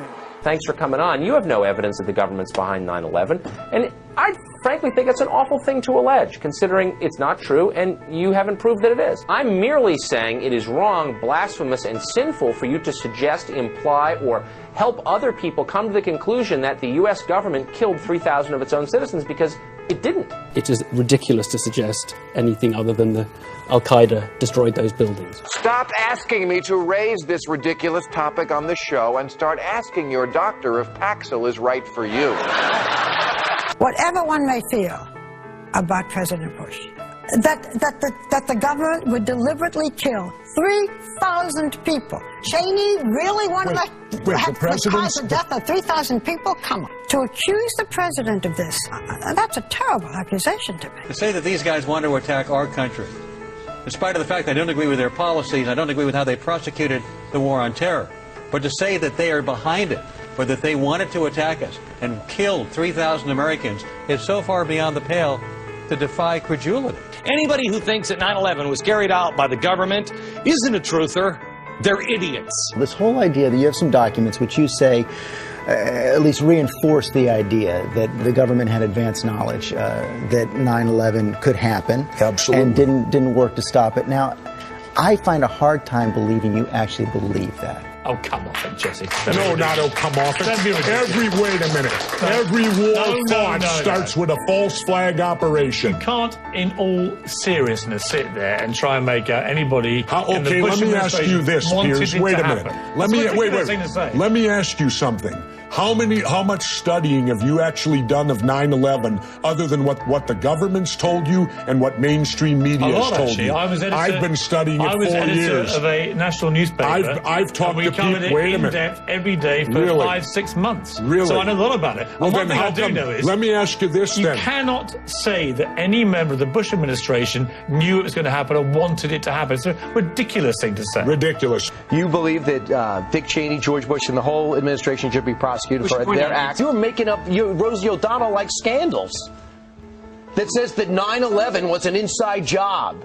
Well, why are you not allowed to ask anything about it? No, why, when you concluding. approach the government, I approach the government. I read everything possible. I watched all the hearings. You're right. I haven't read. You looked at my reading list.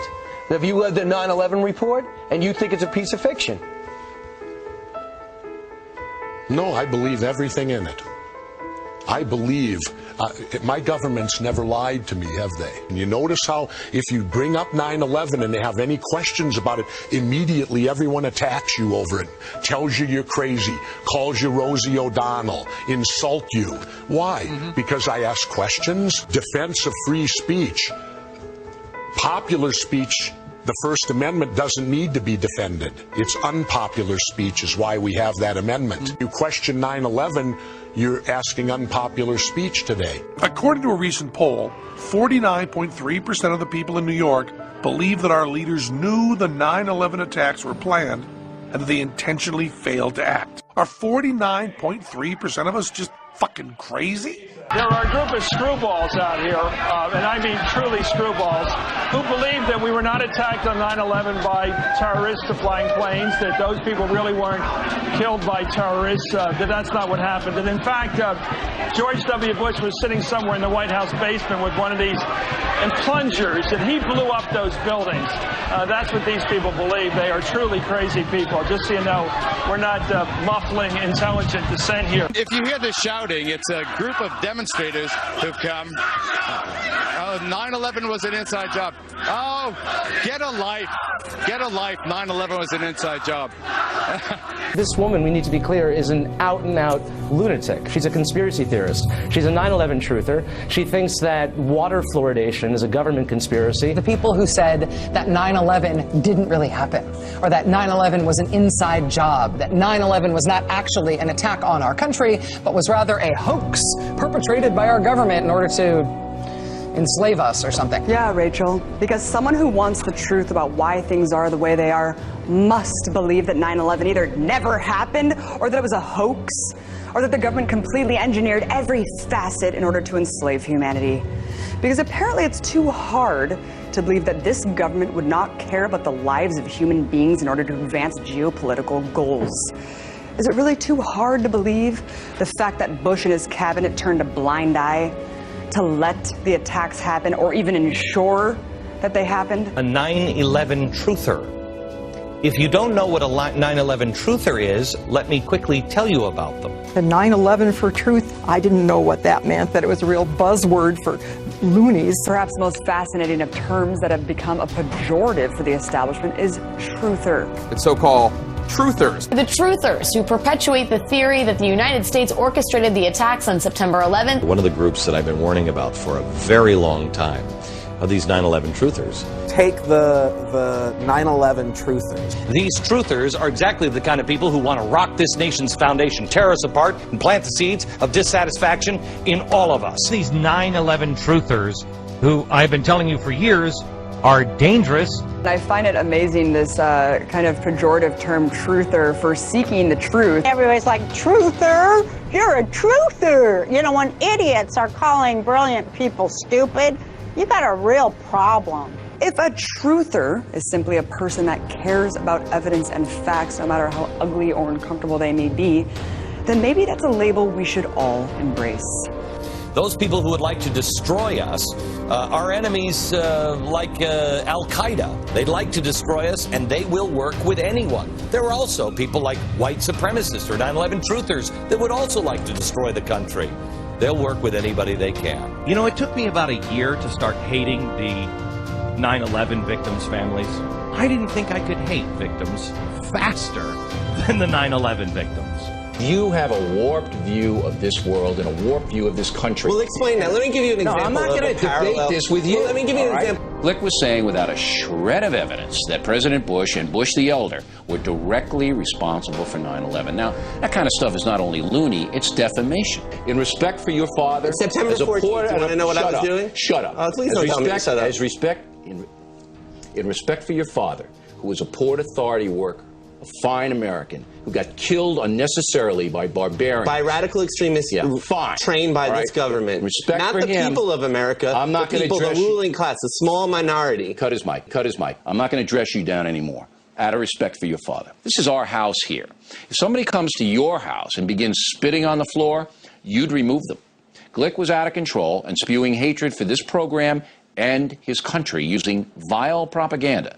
These nuts are still in the shadows, Mike, and you're giving them power.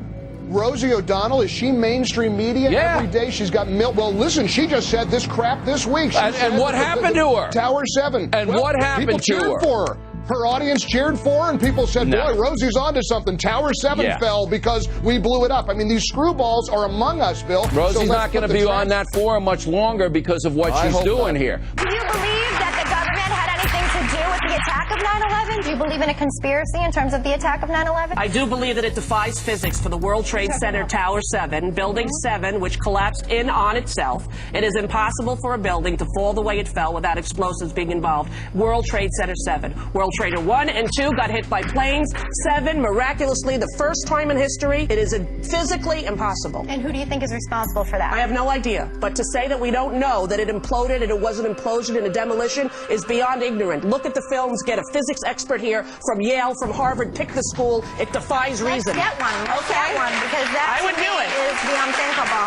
It is the unthinkable. But imagine if somebody could convince you of that, could prove it to you, Elizabeth. Just 7. I don't think it would happen. More than 1,300 architects and engineers examine the evidence about Building 7's collapse and disagree with the official report issued by the National Institute of Standards and Technology. It was in full free-fall acceleration. That is impossible because in a natural collapse, columns would have to buckle. When columns buckle, there is a minimum resistance. It's asymptotic. You know what that means. That means it never goes to zero.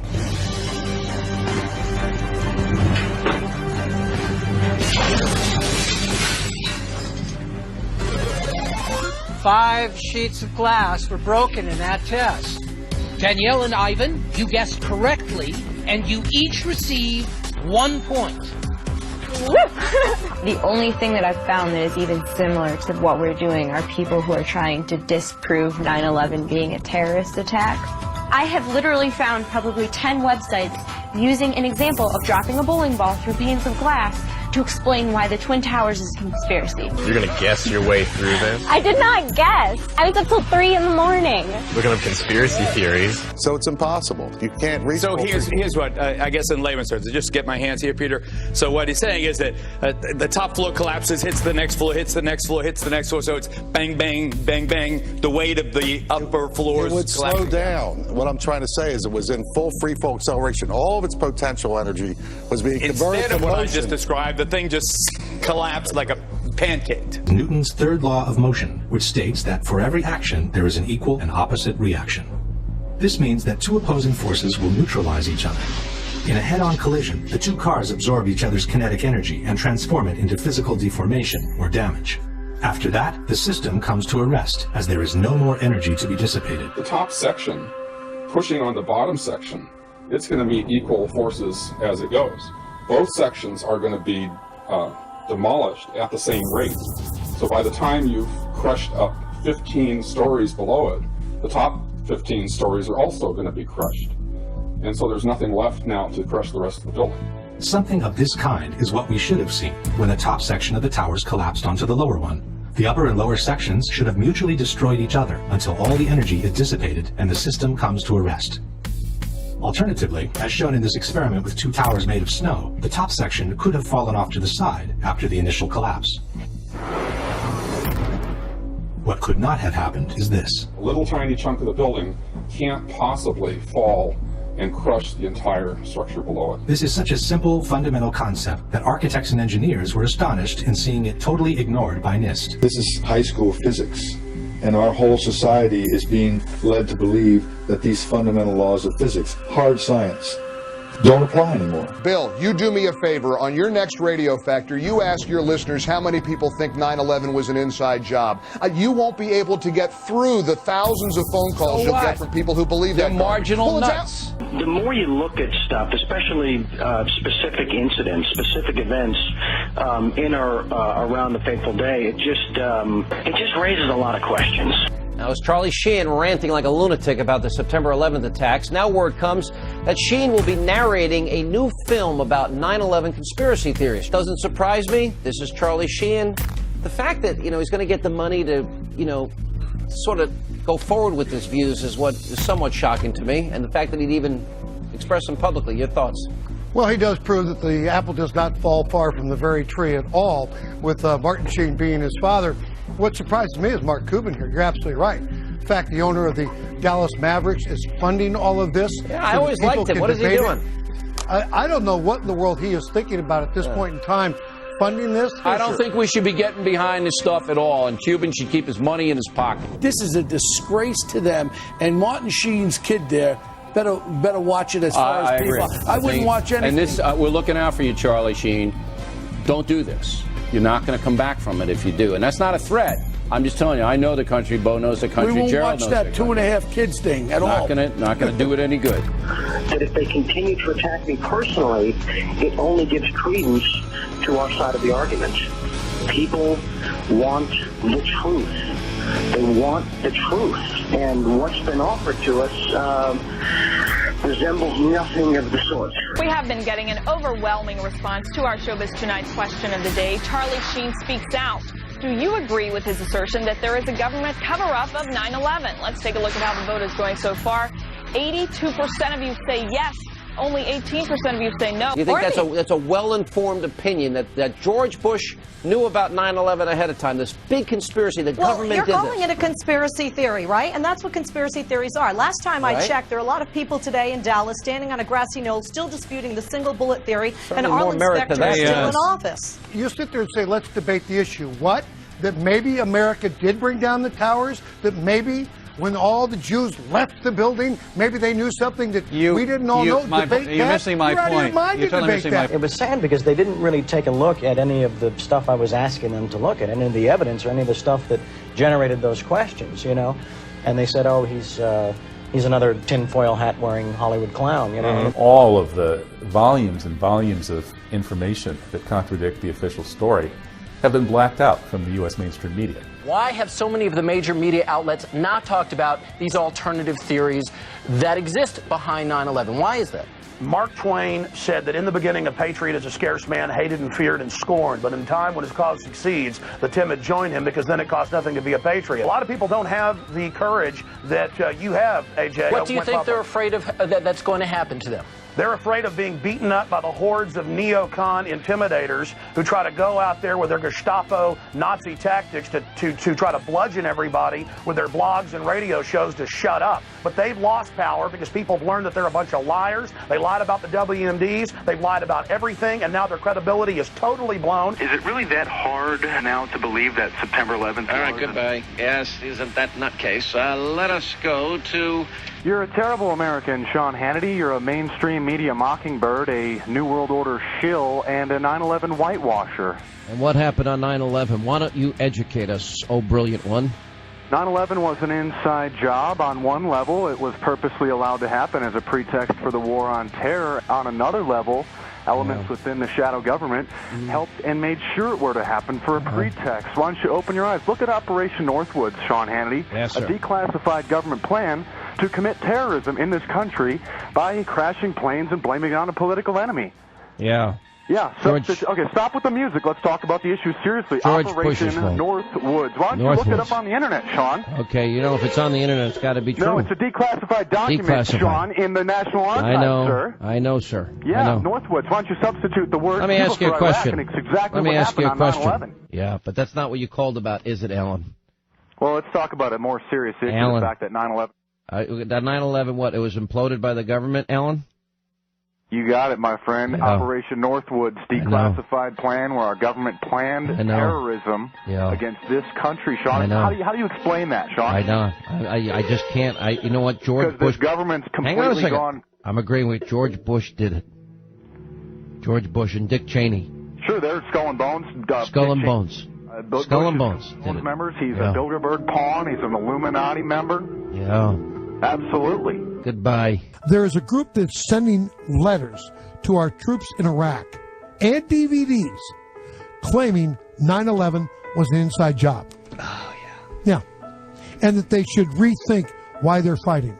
Man, they ought to take these... Excuse me, folks. I'm going to say this.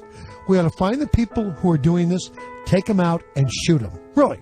Just find the people who are sending those letters to our troops to demoralize our troops and do what they're doing. You take them out. They are traitors to this country, and shoot them. You have a problem with that? Deal with it.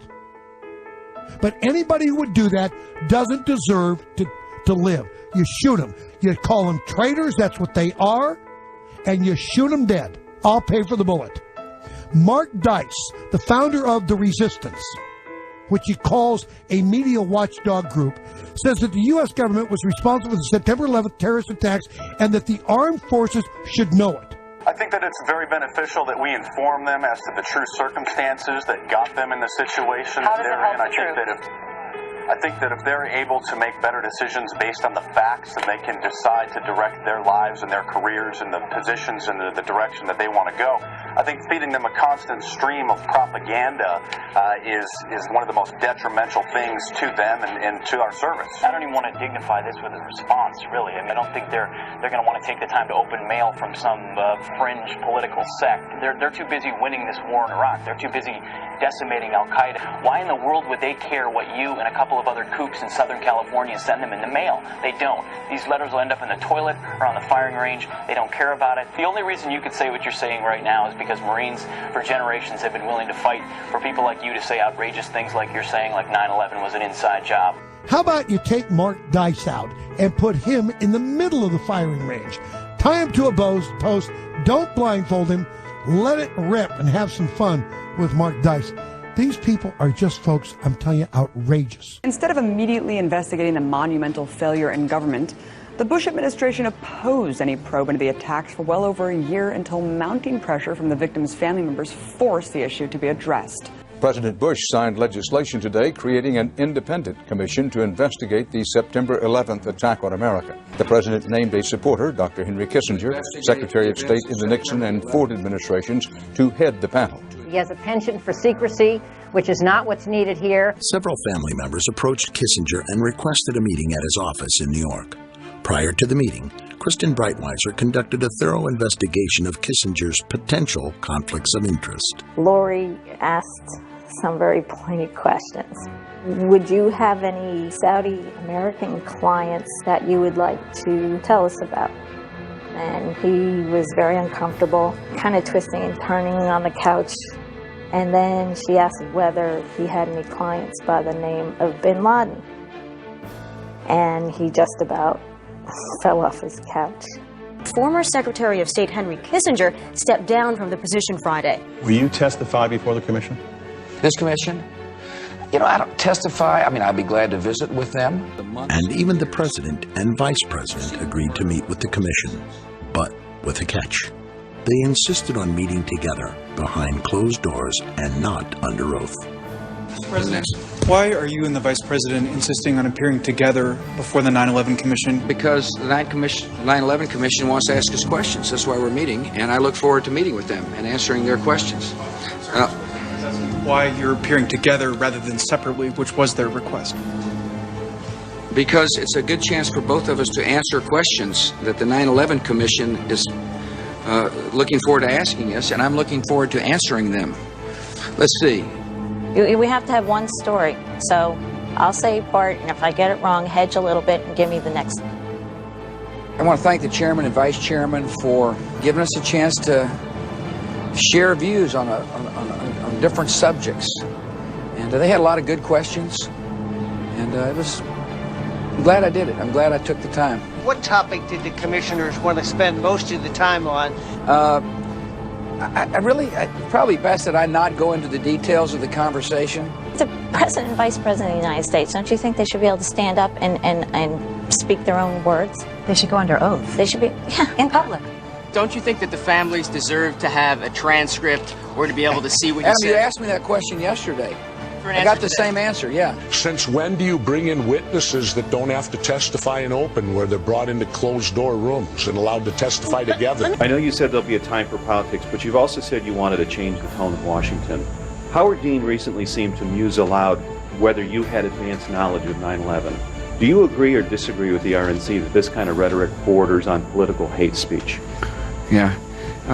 Look, there's time for politics. And, it's time for politics, and it's an absurd insinuation. Once the commission was finally formed and its report released, many questions were still left unanswered. Questions that many people in this country still have. In fact, a recent poll by YouGov reveals that 38% of Americans have some doubts about the official story we've been told. What happened that day, there are so many unanswered questions. What would you have done on September the 12th, 2001? What would you have done if you'd been president? I would have done a legitimate investigation to find out what exactly happened on 9/11. The 9/11 Commission looked at virtually every aspect of the terrible tragedy of 9/11. They looked at virtually every aspect of it, but there's always remaining questions. If you want to tell me that there's something going on beyond two planes going into the buildings, I never saw anything that suggested it. That was the most investigated event probably in FBI investigative history. It has been looked at thoroughly by everybody. Frankly, you have people who witnessed the planes going into the buildings. Again, the 9/11 investigation was one of the most comprehensive that I have ever seen. Michael Scheuer is the former head of the CIA's bin Laden unit. Was the 9/11 Commission report a whitewash? It was a whitewash and a lie from top to bottom. A deal announced yesterday between the White House and the commission investigating the September 11th attacks is proving to be rather controversial. You and Lee Hamilton wrote in the New York Times today, you have no doubt that there was obstruction on the part of the CIA in preventing you and your panel, the 9/11 Commission, appointed by the President, approved by the Congress, from going forward with its investigation. It's a scam. It's absolutely disgusting. I'm very much for issuing a subpoena to those in the White House that would obstruct this investigation. And that's what we have here, an obstruction of a full investigation on the most serious attack on the homeland in the last 150 years. Lee and I write in our book that we think the commission in many ways was set up to fail. We thought we were set up to fail. They were afraid we were going to hang somebody, that we would point the finger. So what we have here, in my opinion, is a major cover-up. A major cover-up unlike anything I've seen since Watergate. I've been in this city 20 years. They don't want anything to come out, and they'll ruin the career and the life of anyone who dares to put forth information that's truthful.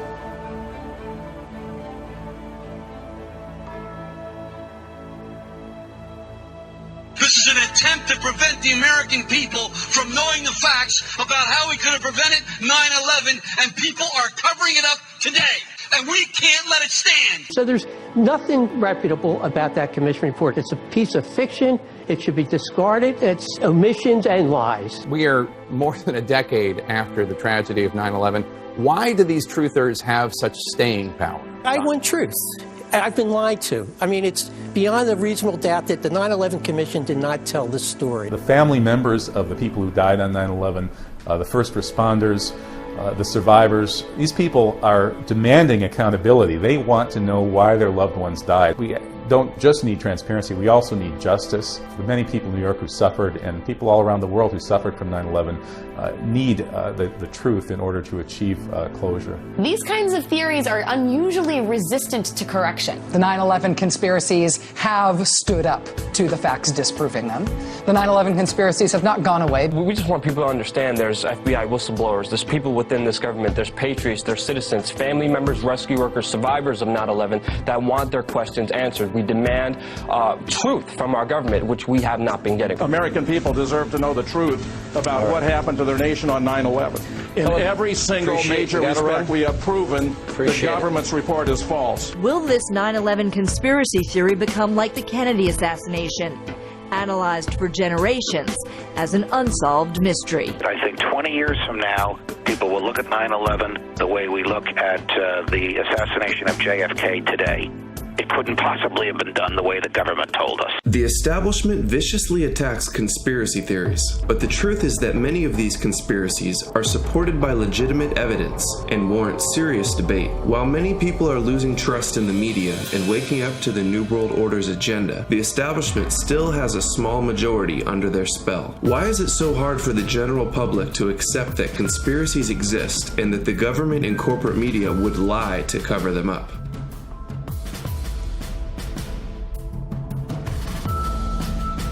Have to understand, most of these people are not ready to be unplugged. And many of them are so inert, so hopelessly dependent on the system that they will fight to protect it. People who don't like conspiracy theorists only because they're afraid that what they're saying might actually be true. I know a red flag when I see one, and I know when people are reacting almost religiously. When people won't look at something, automatically people just shut off. They don't want to hear it, no matter how much evidence. Do you think that's because as a society there's this benevolent father theory where people cannot imagine that a father would do A, B, or C to his own child, whether that's incest or murder or horrific abuse? Some people can't even hold that concept in their head. If you're a person who can't, it's impossible to have a conversation about not believing the official story. Thinking that we're above such things, that it could happen in other countries, but it couldn't happen here, that's a lack of humility, and that's excessive pride. And so not being able to see our dark side or our weaknesses is the most dangerous thing. It's difficult for people to comprehend and accept conspiracy theories because of fundamental aspects of psychology and sociology. The left cerebral hemisphere is largely responsible for creating a coherent belief system in order to maintain a sense of continuity towards our lives. New experiences get folded into the pre-existing belief system. When they don't fit, they are simply denied. Counterbalancing this is the right cerebral hemisphere, which has the opposite tendency. Whereas the left hemisphere tries to preserve the model, the right hemisphere is constantly challenging the status quo. When the discrepant anomalies become too large, the right hemisphere forces a revision in our worldview. However, when our beliefs are too strong, the right hemisphere may not succeed in overriding our denial. When we hear information that contradicts our worldview, social psychologists call the resulting insecurity cognitive dissonance.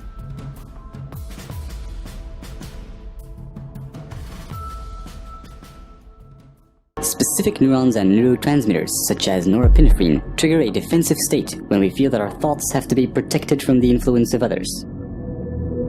If we are then confronted with differences in opinion, the chemicals that are released in the brain are the same ones that try to ensure our survival in dangerous situations. In this defensive state, the more primitive part of the brain interferes with rational thinking, and the limbic system can knock out most of our working memory, physically causing narrow-mindedness. No matter how valuable an idea is, the brain has trouble processing it when it is in such a state. On a neural level, it reacts as if we're being threatened, even if this threat comes from harmless opinions or facts that we may otherwise find helpful and could rationally agree with. You guys are idiots! No! Have you actually done? Yes, I have! No, you guys are a disgrace. No, you guys are a disgrace because you are spitting on the memory of every person who died. You are spitting on the memory. What the hell? I'm a family member. My uncle died on 9/11. What do you mean I'm spitting on his memory? I resent that. I really resent that. And if you're not willing to read anything, if you're not willing to open your mind, all the crazy how can you call us conspiracy theories? idiots? You fucking care on 9/11. Did you see those planes go into the building, you stink? Why can't you comprehend that planes crash into buildings because terrorists took it over? Why can't you comprehend that? Well, we can understand. Why can't you comprehend that? Yeah, but if you laws of physics the building was designed to withstand, not a jetliner going 600 miles an hour. It was not withheld. Look, because what makes you think the government could keep you secret like this, and it's an inside job? People continue to be either oblivious to the fact that this information exists or completely resistant to looking at this information. So the question becomes why? Why is it that people have so much trouble hearing this information? From my work, I think we would be remiss not to look at the impact of trauma. Yeah, I was, man. I saw what are you doing about it? I saw people die. They're dying now. They're dying now. You're a disgrace because you don't know anything. You're a disgrace. You're a disgrace. Go home and watch a reality TV. Go back to sleep. You're a hero, aren't you? Stop. Stop. So what does that mean? So you think Bin Laden can make NORAD stand down? As we know, the horrors of what happened on 9/11 were televised all over the world, and they were televised, in fact, live. We witnessed the deaths of almost 3,000 of our fellow Americans. We know this had a very severe and traumatic impact on a large majority of the population. 9/11 was an inside job. 9/11 was an inside job. You were not there. You were not there. You were not there. 9/11 was a psychological warfare operation. It's an example of trauma-based mind control. This is a kind of mind control developed by the CIA and other intelligence agencies that inflicts massive trauma on people and uses that trauma to essentially control their psyche. And 9/11 traumatized the American people so badly that most people just don't want to go there. It takes a certain kind of courage and a fearless desire for truth. Social psychology often looks at the basic human need to fit in and calls this the normative social influence. Most people want to belong to their peer group. They want to be the same as everyone else when it comes to opinions. In fact, they judge their own personal sanity by bouncing ideas off their neighbors and friends who will answer back and agree on these same topics. People are afraid of being ostracized, they're afraid of being alienated, they're afraid of being shunned, they're afraid of their lives being inconvenienced, they'd have to change their lives, they're afraid of being confused, they're afraid of psychological deterioration. To begin to accept the possibility that the government was involved is like opening Pandora's box. If you open the lid and peek in a little bit, it's going to challenge some of your fundamental beliefs about the world. When we grow up, our moral and ethical compass is almost entirely forged by our environment, so our actions are often a result of the validation we get from society. It doesn't matter if the topics or what you're given are facts or utter nonsense, as long as everyone agrees at the same time. You'll say, well, I'm sane. And your friends will all agree because they've had the same information given to them. The human mind is like a computer. No matter how efficient it may be, its reliability is only as great as the information fed into it. If it is possible to control the input of the human mind, then no matter how intelligent a person may be, it's entirely possible to program what he will think. And yes, it's even possible to program people to laugh at the mere mention of the word conspiracy. Controlling the media is the key to all of it, because if you control the media, you control the minds. All you have to do is keep giving them new updates every so often, and you can change an entire country or a nation or a block of nations who are all getting the same upgrades at the same time along certain paths. You've grown up with this father figure who's on television every night at 6 o'clock. In your house, in your room, staring right at you, and he's a father figure. Would he tell you a lie? So you naturally never suspect him. And this same man will lead you through new topics. He'll introduce experts on the topics. They'll have a little summary at the end of every talk, and you are now left with the conclusion that's presented to you. You don't arrive at it.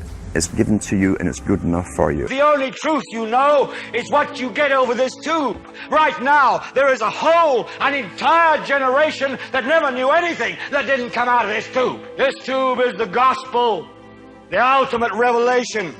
This tube can make or break presidents, popes, prime ministers. This tube is the most awesome goddamn force in the whole godless world. And woe is us if it ever falls into the hands of the wrong people. There are hundreds of TV stations, newspapers, and radio shows. But the truth is that almost every avenue from which we get our information in the mainstream media is controlled by only 6 corporations that have one specific interest: profit.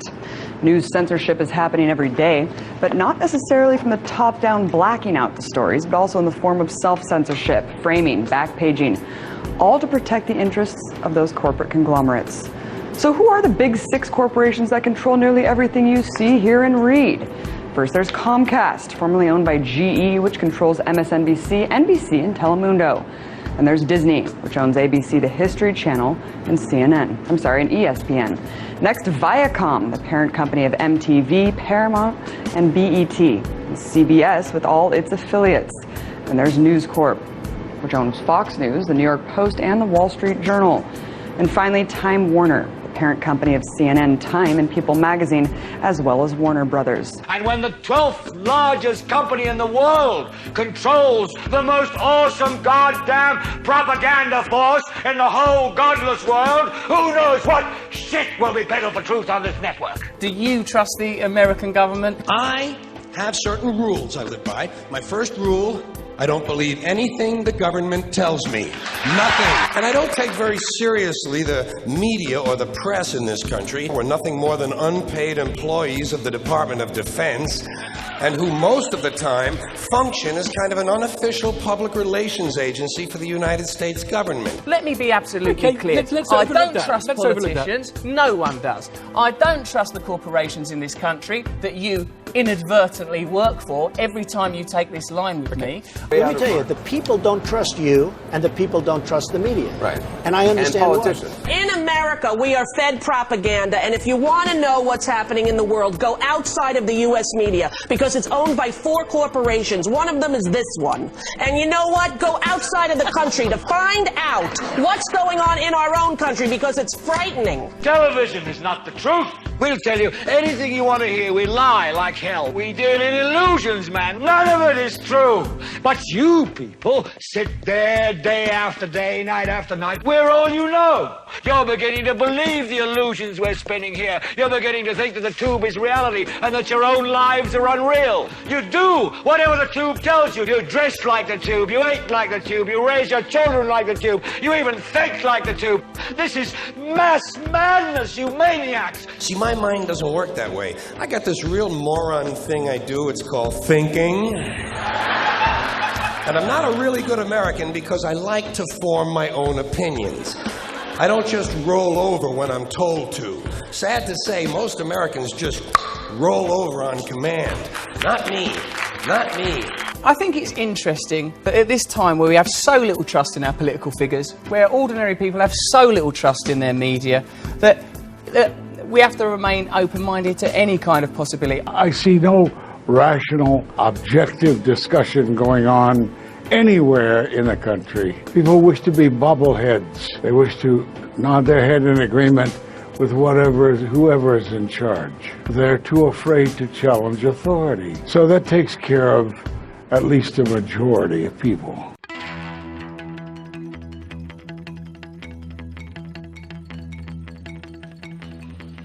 Questioning is patriotic. Questioning is what we're supposed to do as citizens. That's our duty. 100 years from now, I don't want people reading and think that we all believed. I want people to know that there was a minority opinion that didn't go along to get along. And always remember what Thomas Jefferson said, dissension's the greatest form of patriotism. If you don't hold people's feet to the fire, elected officials, you'll get bad government. If you hold their feet to the fire, you'll get better government. If you...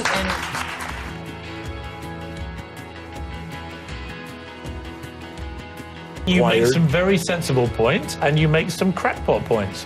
That's your opinion? Yes. How many people here think I make crackpot points? Yeah. 1. How many think I make sensible points? You're in a minority, my good friend. You're the minority. Intelligence looks like insanity to drooling imbeciles. Democracy is threatened in a way it hasn't been in 200 years, and if America doesn't stand up, we're in big trouble. People better show up, start reading, stop being bought off. If you only have an hour a day, read something intelligent. Read several sources. Educate yourself. Find out what's going on. Don't stay asleep or go deeper into the mind control, because it will get worse for you. If you're looking to the mainstream media to give you information, you're getting what these secret societies like the Bilderberg and the Trilateral and the Council on Foreign Relations want you to know, so that you support them and you don't fight against it. One thing that has become important for me personally is to educate myself, is to take responsibility. There's that wonderful quote from Mahatma Gandhi where he said that we must be the change that we wish to see in the world. You're not a conspiracy theorist if you just look at the newspaper and you said, I read this in Newsweek, I read this in, the New York Times and so forth, and I want answers. Some conspiracy theories have turned out to be true after all.